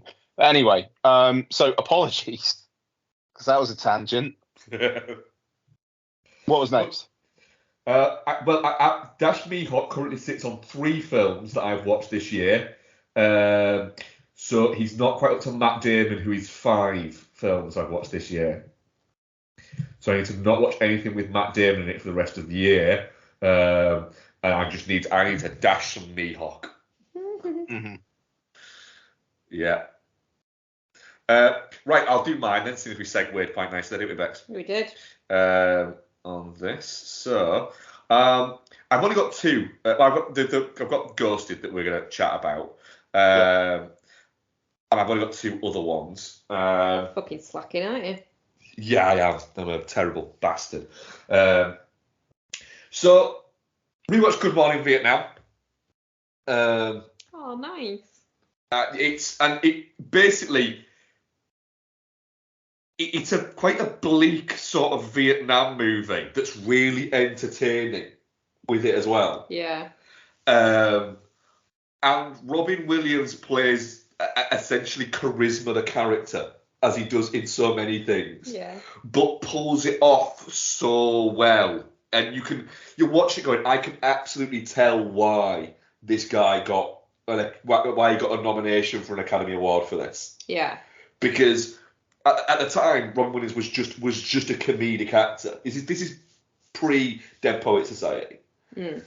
And then he does Good Morning Vietnam and gets to do a bit of more serious acting. And you go, oh, holy shit. You know, he's really good at those bits. But then he has the charisma bits where he's just, you're watching it and going, he has just been on fire. And I was reading a thing about it where a few of the guys that were in it were talking, like Forrest Whitaker was talking about it. And he was saying, like, a lot of the bits where he's doing the radio bits and we're watching, we didn't know what he was going to say. And he just started saying these things. And the reaction of us all laughing is just us laughing at Robin Williams. Yeah. Being just really fucking funny. And it's like they're saying, you know, he was just like that all of the time. It was incredible. But even there's a bit where Ian, have you ever seen Good Morning Vietnam? Do you know what? I don't think I have. I think you should. It's a very, very good film, and it's not just a marked good film. It's a genuinely legitimate. Yeah. Okay. But there's a bit in it where Bruno Kirby's character, and he plays like the asshole, he's kind of taken over. This isn't giving spoiler alert for a fucking 38-year-old movie. He's taken over Robin Williams' character's like show for an episode, and you've got Forrest Whitaker, Rupert Wall, and I can't remember the guy's name, but it's the same guy who looks after Cameron's car in Ferris Bueller's Day Off. It's that guy. Basically, he's like Bruno Kirby's going, like practicing like he's coming in. They're going, please, sir, don't do this. And it's like, why? And he's going, because you're not funny. And they're going, I am funny. They're going, you're not. It's terrible. And he says to the guy who was in Ferris Bueller's like, then why were you laughing when I was doing my practice readings of it? And he's like, I was thinking of something else. You're not funny. And then he starts doing it. You're going, God, this guy isn't funny. But yeah, it's very good, and the juxtaposition between Williams' character when he's just on at the show and he's just rattling off all these things to the point of where he breaks and decides he needs to say something that is the actual news rather than the news that he's told he's allowed to say. And he breaks and just can't bring himself to actually keep on doing this, and then starts delivering this news in a very oh shit way. He's fucking brilliant. It's a great film. It is a really good film. Onto a film that's not that good. God, what is wrong with you? How many times have you seen this movie? It's 4. It's not very good. 3.5 too many. I rewatched Bride Wars. What? No. Yeah. Right. Right. Bride Wars is 14 years old. Isn't it 78 minutes long? It's very short, yes. It's why do I know that? Credits. Yeah, why? Probably because Mark fucking talks about it so many times. Right. The thing is, you're watching it going. No, sorry. Do you know why I know that? Because I projected it and I remembered that it was 5 very, very small reels. Sorry. Go on. Yeah. You watch it going, right, I can kind of see why Kate Hudson is in this. It's a Kate Hudson vehicle. She did this kind of movie. She doesn't anymore, but she did at the time. That's fine. No problem with that. She also made Fool's Gold, which is a banger. Oh, he's a banger. But I can't understand why Anne Hathaway's in it. Because at the time, she was very much trying to not be in this kind of stuff. Same year as Rachel getting married, if memory serves. I think it is, yeah. But you're watching it going, oh my god, this is a movie that is aimed at women, starring women, and it's very much as a female story. But it's just that they're obsessed with weddings, and you're watching it going, it's horrible how just fucking generic and stereotypy this is. Yeah. It's quite off-putting. I, a girl, have never seen this movie. Yep. It's not very good. Do you know what I think we should implement? What? I think there should be some kind of system in place whereby you message the group chat with a film that you're thinking of watching, and then we either give you permission or veto it. Well, I will show you what I have to watch that I have currently downloaded that I'm going to watch. I think I'm going to start watching it possibly tomorrow at work in my lunch. It's that.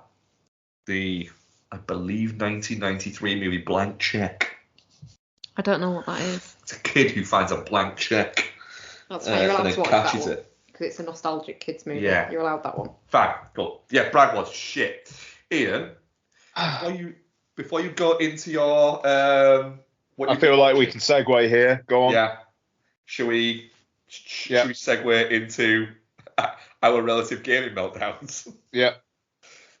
I will hand over to you first. Or do you want me to do mine first? No, do yours. Do yours. So, I get up before you, don't I, Becky? Yeah. Yeah. And we were off today, weren't we? Yeah. And so I get up before you on days off, because if not, and I try and get you up too early, what happens? I get angry with you. Yeah. You get angry with me, don't you? Well, also I don't have an afternoon nap. Right. So. But yeah, so I got up this morning about 7:30. Because once I'm awake, that's it, I am up. Yeah. So I got up at 7:30, came downstairs and thought, do you know what? I'm gonna fire up Football Manager. Again, and I'm gonna start a new game on it, because I've had a little bit of time to kind of get used to the mechanics of it all again. And the last game didn't go fantastically, but I'm all right. I'm set. I'm in the fucking zone for it now. And then I got 20 minutes into playing it and just went, I'm not having fun. I'm not enjoying this in any way whatsoever. I do not have the time or the mental, not capacity, but the mental.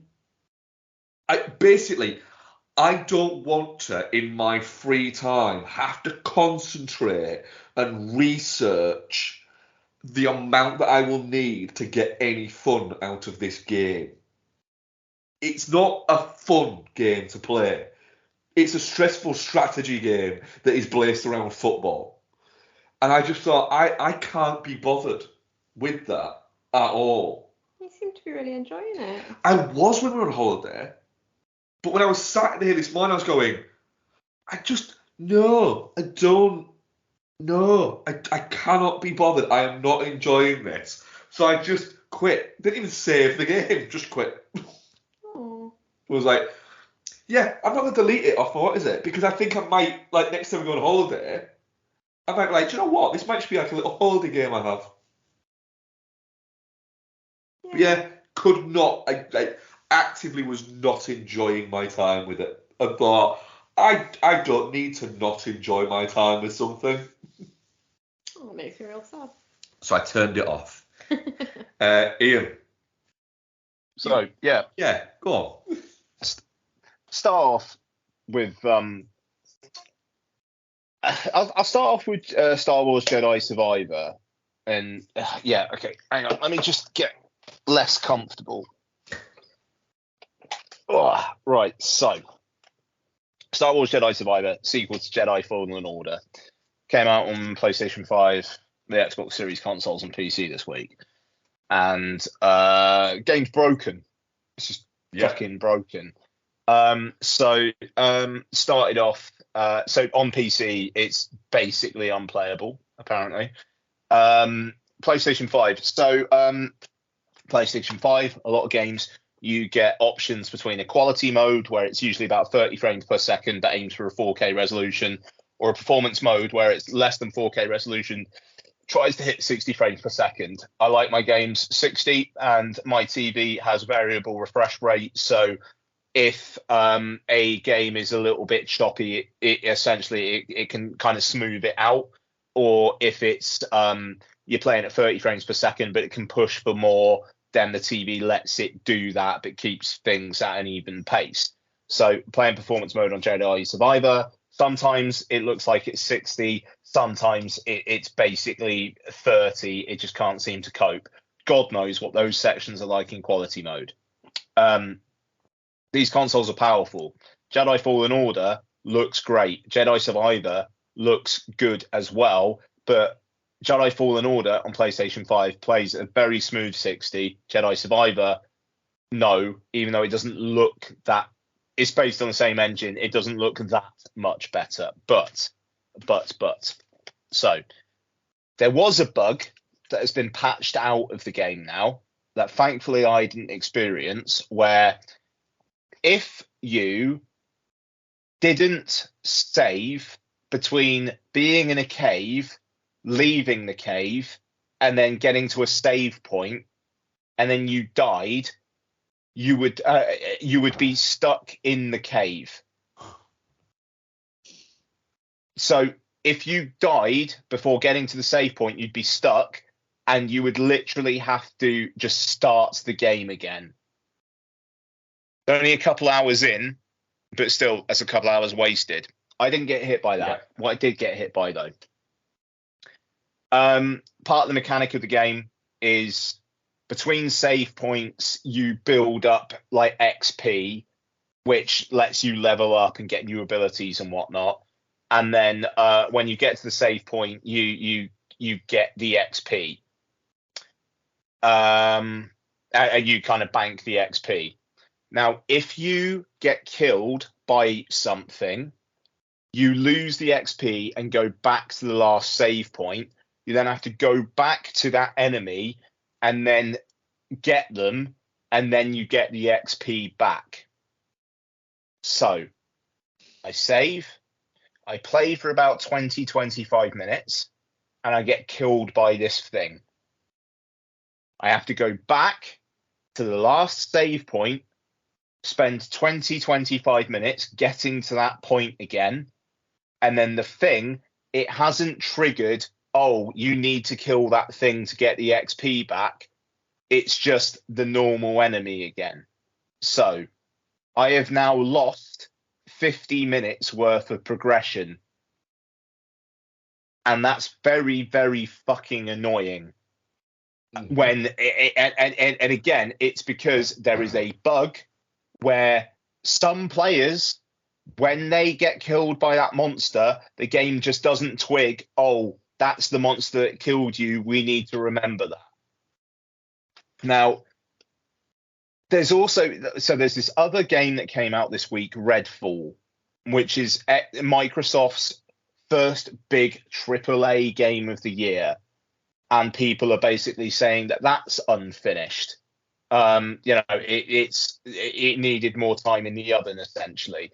And Mark, you said in the boy chat the other day, like, what the fuck is going on? Why are so many games doing this at the moment? Obviously we had Cyberpunk a couple years back. I played it like nearly a year on, and I was still finding bugs with it. And Lord knows, but it's so fucking annoying when you order like it. I struggle to find the time to do the things that I want to do with my outside of work life, and especially since my remit expanded in work and blah blah blah. To play a game where there's a bug in it where 2 hours in you could have to restart the whole thing all over again, or even a bug in it where you've got to spend another 40 minutes getting to the point that you were before, is really annoying. This Microsoft game, Redfall, if you actually spent $70, 60 quid on it, and it's basically unfinished, I don't know, it's infuriating. And I don't, unless you are a kid who just has time on their hands, there's a little bit of, why the fuck are you bothering? And it's not, the thing is, it's not endemic, because you look at something like Resident Evil 4 that came out in March, and that thing is like technically flawless, basically. You know, Legend of Zelda Tears of the Kingdom comes out next week. That thing might have the odd stutter and whatnot. You bet your fucking ass that Nintendo are going to make sure there's like basically no bugs. Right, yeah. Nintendo won't drop that ball. No, exactly. And yeah, I don't know. It's a really, really weird state of affairs. But so last night on Twitch, I streamed Fortnite. There's a Fortnite event going on at the moment where there's Star Wars stuff happening in it. And I somewhat convinced Mark and Noel to try it. And I was like, fuck it, I'm going to go on a Twitch stream and I'm just going to narrate me playing Fortnite to explain some stuff. There I am. And I'm like, right, we're in the area where we're prepping for the game. It's loading in the players. Look at all the emotes I can do. I can knit a Christmas jumper. I can be Ryan Reynolds from Fall Guys saying, don't just have a good day, have a great day, or whatever it is he says. I can do some dance moves. And a feeling of melancholy comes upon me. And then we're in the game. I'm going like, okay, so it's a battle royale, and you're fighting all these people, and there's a cloud, and you basically the game goes on, and every couple of minutes or so the cloud starts going down. You've got to get people. You've got to make sure you're not in the cloud while also killing other people. And I'm there with a sniper rifle, just like trying to fucking kill this person, and I don't kill them. I'm walking along. Then I die. And I'm looking at my characters, and I'm like, oh, look at these characters I got. I got the Predator, I've got Lara Croft, I've got this frozen banana, and I've got a pinata called Sergeant John Lama. And at one point, I end the stream, and then I'm just thinking, I've played conservatively 100 hours of Fortnite. And so basically I've played nearly 500 rounds of Fortnite. And on average, I'd say each one is 15 minutes. I think that adds up to over 100 hours. And I do slightly think, what the fuck is going on there then? What are we doing? 100 hours earning frozen banana skin and completing challenges because I really want to be the Predator. And completing challenges because I want to have a dance move emote. I just think about the sheer how wide the universe is and how useless I am already in the universe. But then how useless I am even within that I'm spending over 100 hours playing Fortnite because I want to unlock skins and emotes. And I don't know, it was really, really depressing. And I don't think you play Fortnite to be depressed. But, yeah. Are you enjoying when you're playing it? The thing is, moment to moment, it is fun to shoot people in the face dressed as a frozen banana.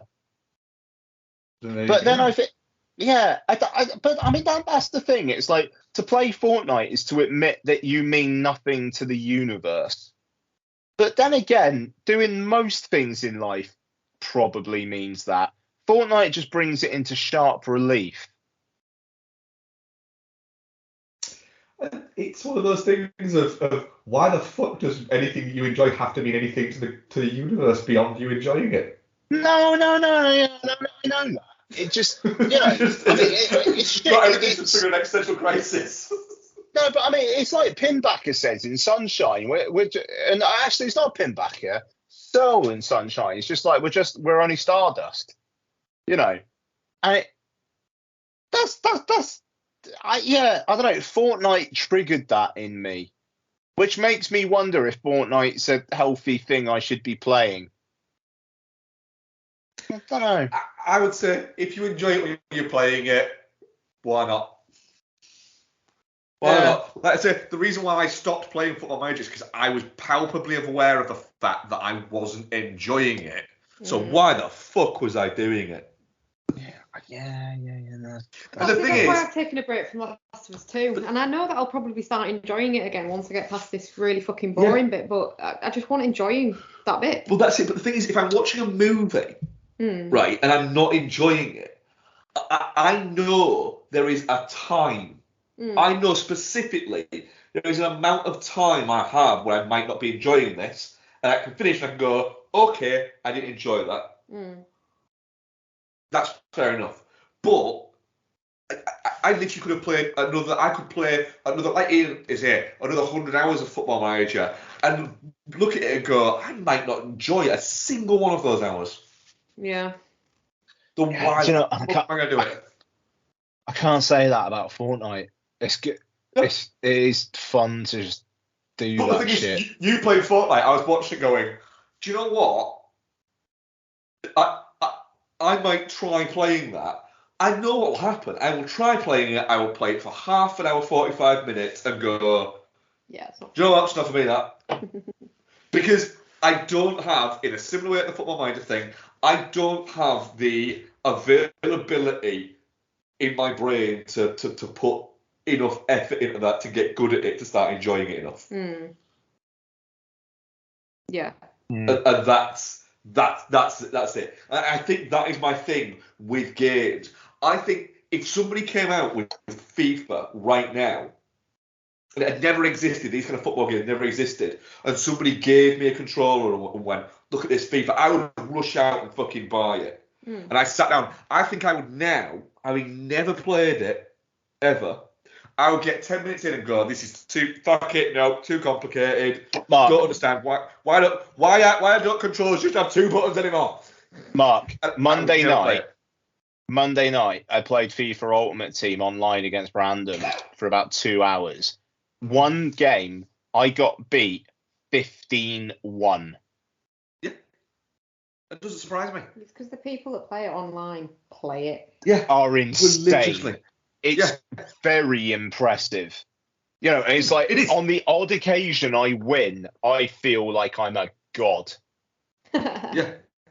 It is. They are ridiculously good at it. And fair enough. They've put that into it. But I don't have the time or the care to put into it. No. I don't care enough. That's it. The thing is, I don't play computer games to prove that I'm good enough to complete a computer game. Like, I generally play them on easy because I play them for the story. That's fine. Sure, yeah. If I'm doing a story mode on something, I will usually play them either easy or medium on something.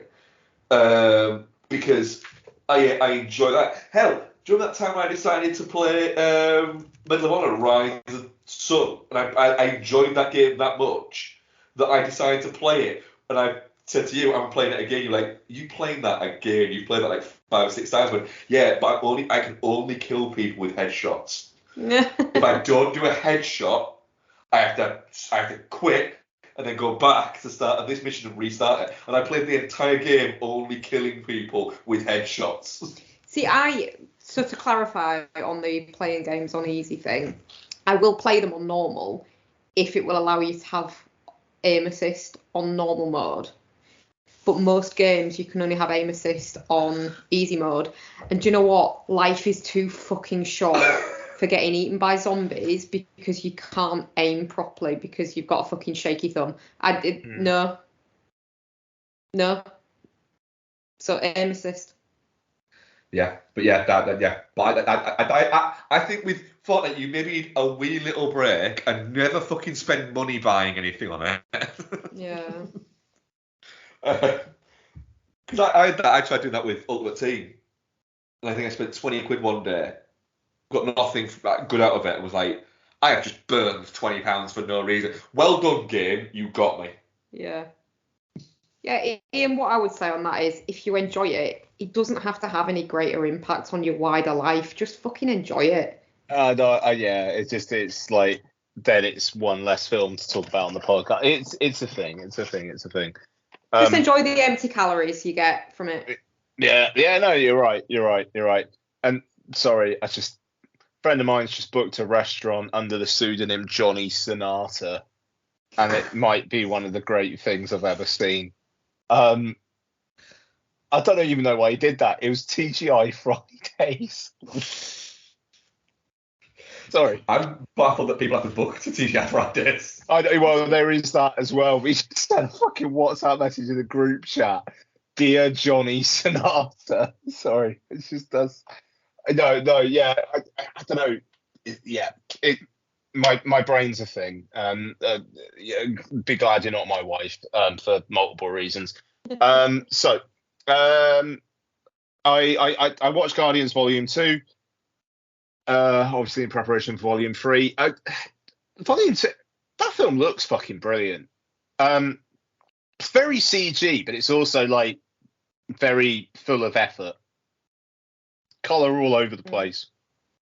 I think the Yondu Quill stuff is just not earned at all. They're not together. There's not enough of a hint of an actual relationship with them in the first one, and then they're barely together in the second one. I don't think that works, but it's funny, it's entertaining, it moves along at a good clip. Noel saw Volume 3 today, says it's good. First Marvel film he said about that for a while. So I am seeing a lot of people saying it's good. Yeah. Not like it's the best Marvel movie ever, but a lot of people saying, yeah, this is probably the best Marvel movie since Endgame.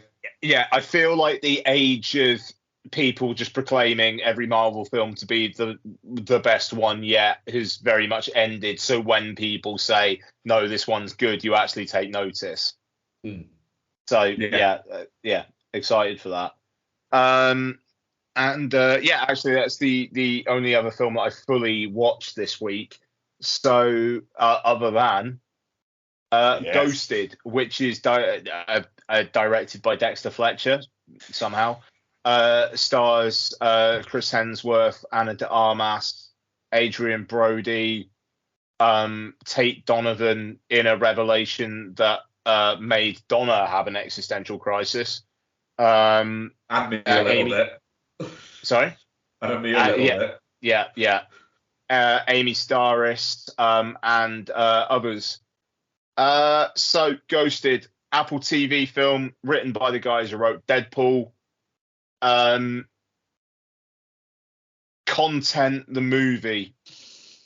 Mark, before I go, what were your thoughts? It's so middle of the road, but not like middle of the road like a normal road. You know, middle of the road in these massive cities that they've pre-built in Gulf states that don't exist yet, but have got fucking 4-lane highways going into them. Yeah. The middle of one of those roads. Just a pointless waste of everyone's time just because they had enough money to do it. It's the sort of movie that everybody hoped Ana de Armas wouldn't have to make. And it's the sort of movie that Chris Evans shouldn't be making after he was making these movies before he made his nut. I'm going to say something that I think might be controversial about it. Dexter Fletcher is not. It's not a well-made film. No. And apparently he wasn't a jobbing for hire. He was always attached to direct this when the guys started writing it. They wanted him to direct it. But with the exception of Rocketman, has he made a good film? Wild Bill's fantastic. Is it? Wild Bill rules. Eddie the Eagle's charming. Yeah. And it is charming. Wild Bill is a really good film. But he can't do the action bits. The interactions between Chris Evans and Ana de Armas are just weird. And there's a whole thread running through it where people go, "Oh, seriously, guys, will you just get a room?" And you watch them going, "Why? They seem more like brother and sister." Yeah, it's... And it like, what's his name? Adrian Brody. You watch it going, I don't know what you're going for. And it doesn't work, please stop. Yeah. Once Tim Blake Nelson dies, the film stops being fun.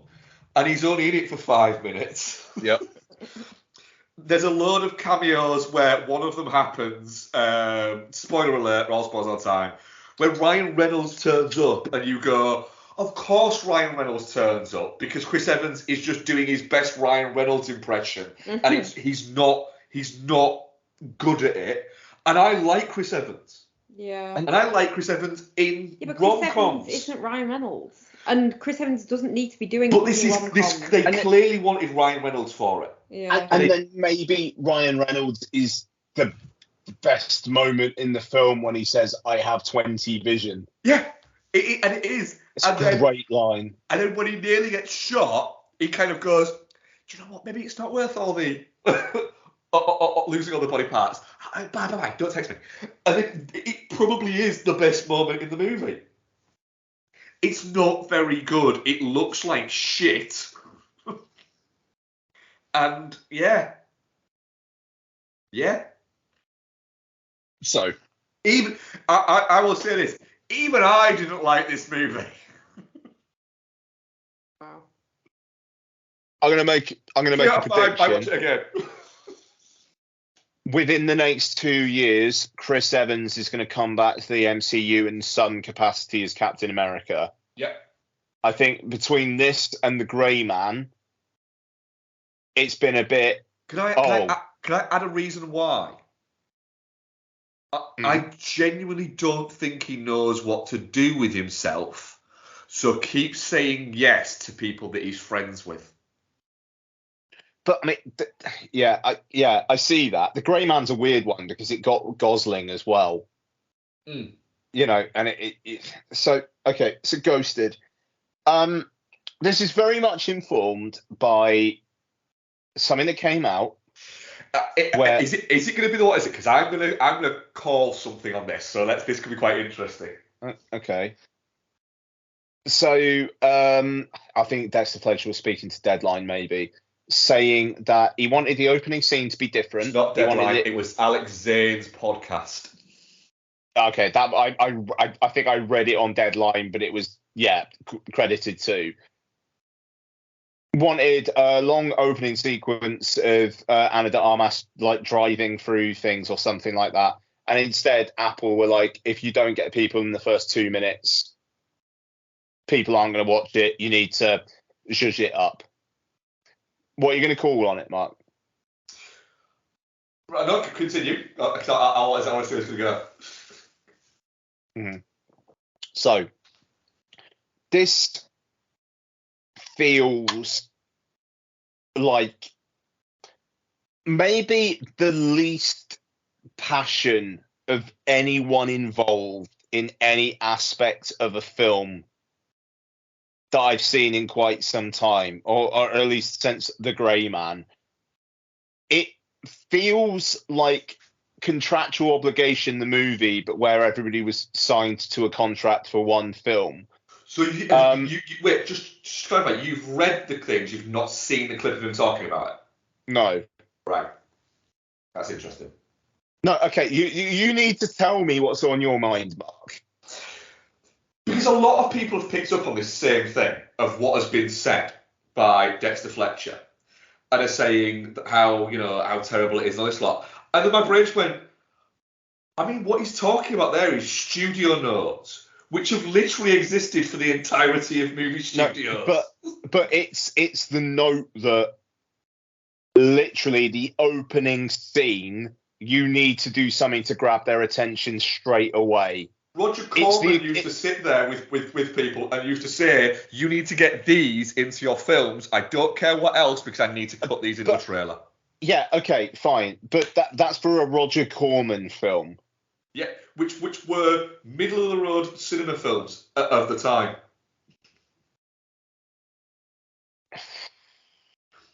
Not every movie has to be an 8 out of fucking 10.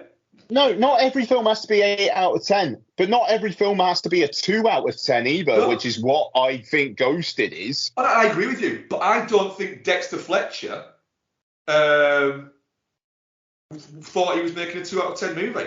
No, I think Dexter Fletcher was paid very well and said, let's see how this goes. Dexter Fletcher was attached by the writers from the start. It wasn't like this isn't a jobbing director thing for him, which it's that. It seems like he was attached to it, and I think he has to take a little bit of ownership of the fact that he's made a bad movie. Well, yeah, no, absolutely. If Dexter Fletcher was previously one of my kind of like ride or dies. Well, the other interesting thing I think that he said in the same interview clip is he was saying, it's really odd because he's like, I like the movie. And all these people keep on saying they don't like the movie. He said, but it's the most watched movie Apple TV have ever done. Oh, yeah. Well, fucking well done. Well done. You got the most watched film on Apple TV. But the thing is, he almost kind of says, but I don't know how to react to that. No, but I mean, and the way to react to it is, but what do people actually think about the fucking thing? Yeah. That just kind of boils my piss more, to be honest. Like, no, we can't have filmmakers going, well, it's the most watched thing, so that means I've done a good job. But that's it. Dexter Fletcher is kind of having this thing of saying, well, that's it. People don't like it, but people have finished it, and I don't know how to use that. But you don't, you don't put that into the atmosphere, though. In the current fucking climate of you put an idea out there enough, even if you're fucking like throwing in little conjecture about it, eventually people will just go, it's the most watched thing. No. Do you know what it made me think when he said it? And I was watching the clip, and I'm a Dexter Fletcher fan, the same as you. There, I thought, oh, that's some fucking serious Dwayne The Rock Johnson energy coming out of you there, Dex. Yeah, and it is, and that's the thing. Like the next film he does, if critics don't like it, he will just be, it's the most watched thing on Apple TV. People like it because it's equating people watching something with them like it. And this is my whole Death of Cinema thing, which is it is hyperbolic. Don't get me wrong, but it comes from a place of sincerity where this is a film that has just been machine tooled, like The Grey Man was. And it's this whole pattern of things that is happening at the moment, where it is just let's chat GPT it, but let's look at the data and construct something to fit the data, and that feels like what's happening. It's like one of the Russo brothers got shit last week for talking about how AI could actually be constructive for the film narrative and what it could mean for like expanding the universe and stuff, and it just like no, and it's not old man shouting at cloud. Oh, and do you know what? Maybe it is old man shouting at cloud, Maybe I'm just fucking irrelevant because I'm Stardust. You know, but what was just, interesting though, I like what I like. Was it MovieCon that was going on recently last week? CinemaCon, yeah. What was really interesting was that came out of there. Literally every studio said the same thing. Like every major studio said the same thing. Of, do you know what? We think the streaming thing, the straight to streaming thing, is gone now, and that releasing films in cinemas might be the way to go. And it's almost like, you reckon? You fucking reckon? But even then, but there's a part of me that's like, yeah, but they've got those fucking data points.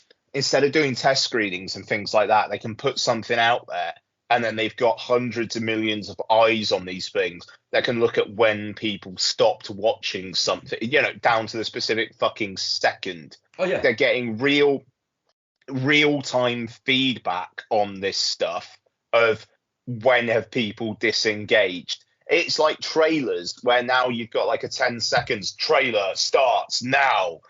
It's 2 minutes long. Just let it fucking ride. But no, they have to do the money shots to get people to pay attention for 2 minutes. But going back to Ghosted, Chris Evans and Ana de Armas have anti-chemistry. I'm glad Dexter Fletcher got to film a sequence of people running up the Exorcist stairs. You know, yeah, that felt weird. Yeah, didn't it?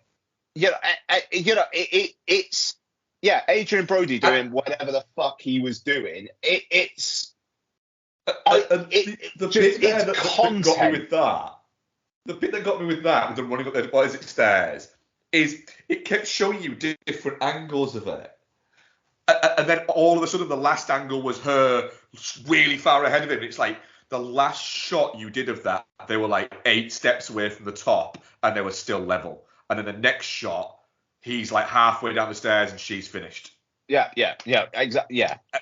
And the problem is that's bad filmmaking. I don't care how many people watched it to the end, Dexter. You didn't make a good film. No, this film is the sourest bollock yogurt. I don't know. I'm sure everybody got paid handsomely. It feels like you would get as much out of that as you would from watching me do a job in knowledge management for a leading financial services company, which is what I do. It would be like watching Mark do a banging job managing an area as a leading clothing store in the UK. It would be like Becky selling the really fuck out of fireplaces. It's people doing their jobs. And actually, no, Mark. I think we're overdoing it. It would be like me hungover, just about being able to do my job for the day. Mark dealing with it at Christmas, just like I think I did okay, and Becky just I don't know, thinking like I'm not really in this sale. Like it's cash in, cash out. It's me hungover in the Sainsbury's local when I was 23 years old, fucking managing the store and hiding in the fucking freezer because I was hungover and I didn't want to talk to anyone. That is Ghosted. Yeah. Fuck you, Ghosted. It's a really, like I say, the worst thing I think you can say genuinely about Ghosted is even I didn't like it. However, I think I'd still give it 3.5 out of 5 on that point. And you'll watch it another 5 fucking times. I will. You are an idiot. I am. I will end up watching it again because in like 18 months I'll go. Stop can't it! Be that bad. Stop it! I'm like fucking Tom Atkins at the end of Halloween 3. Stop it! Stop it! Turn it up! Stop it! No, Ian, because you'll have to send it to get permission, and we just won't approve it on the group chat. I'm still gonna watch it. No. Yeah, I am an idiot. Shit, just shit. New rating, Mark's an idiot. Yep. Yeah. I mean, our audience poll on that for everything. Yeah. On both. Donna's just come in and asked me if I'm okay.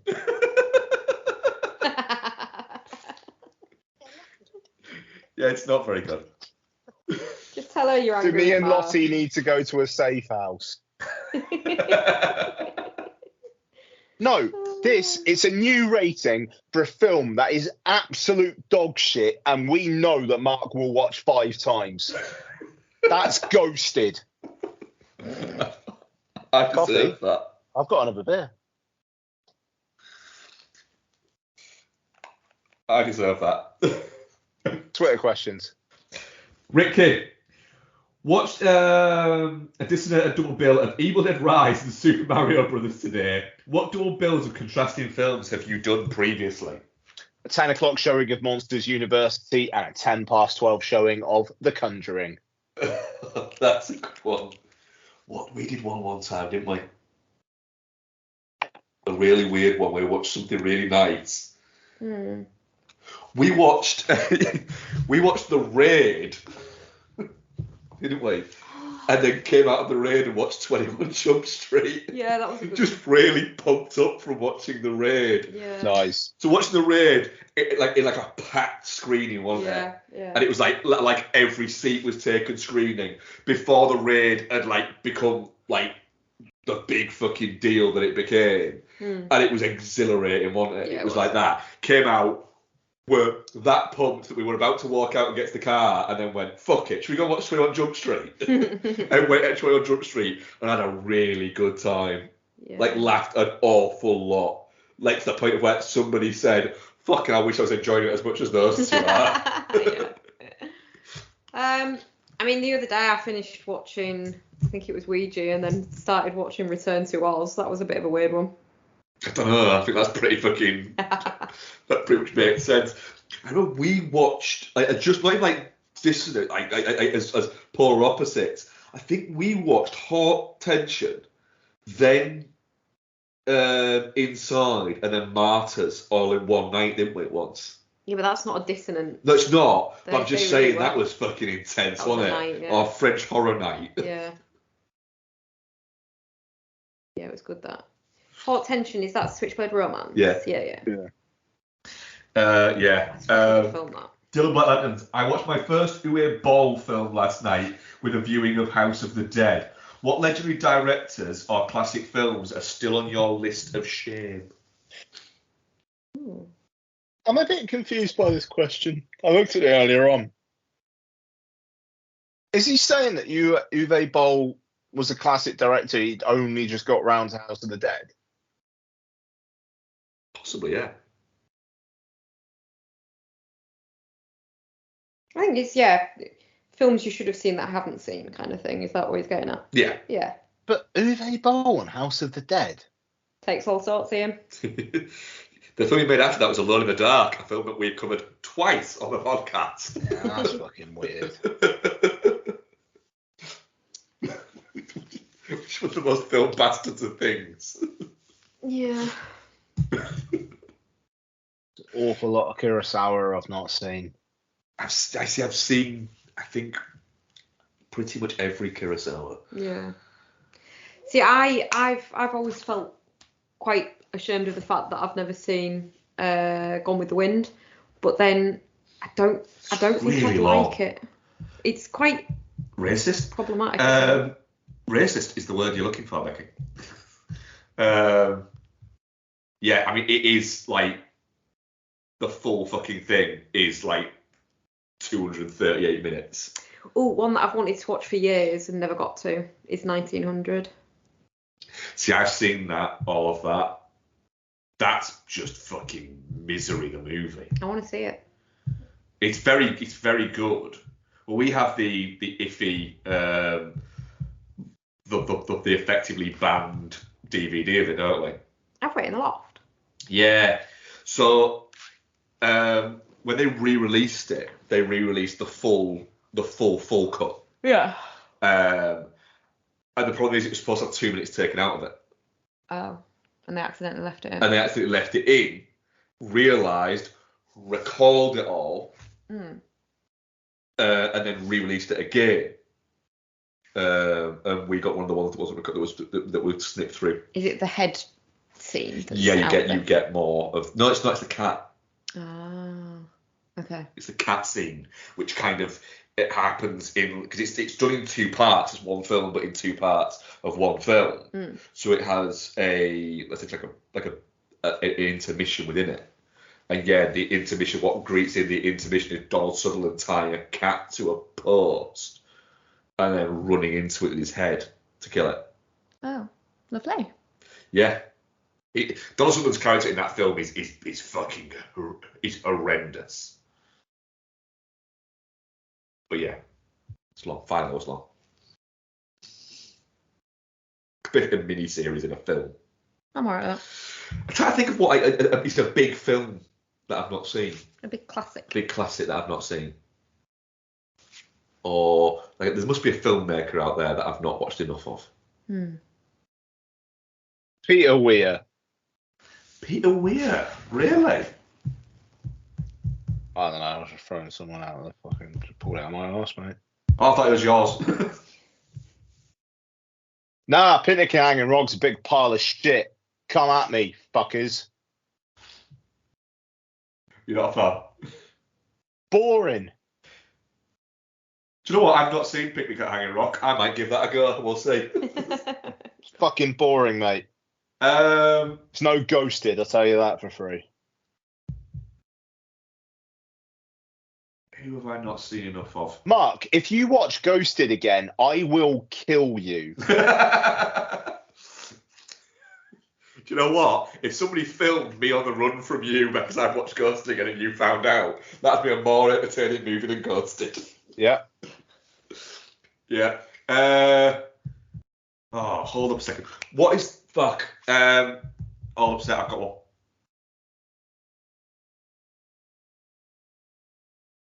I've got one. But it's taking forever for me to find out. Oh, fuck off. No, thought I had it, but it's Mike Leigh, and I've actually watched quite a lot of Mike Leigh films. Yeah, I thought I had one. I don't. Come back to that next week. I'll find out. That was it for Trick Questions. One that completely wrecked my head. Coming up next time round, Guardians Volume 3. Don't think there's anything else next week. No, I don't think there is. By the way, the person I was thinking of was Ken Loach. I haven't watched enough Ken Loach. I don't even know if I need to watch any more Ken Loach. You don't need to watch any more Ken Loach. We you know, I think past late 30s, obligation to watch things that you're watching to say that you've watched them and not necessarily because you want to becomes a moot point. Yeah, not that. I absolutely 100% agree with you. I have not watched enough of Ken Loach. You're not going to be passing down your love of Ken Loach to future generations.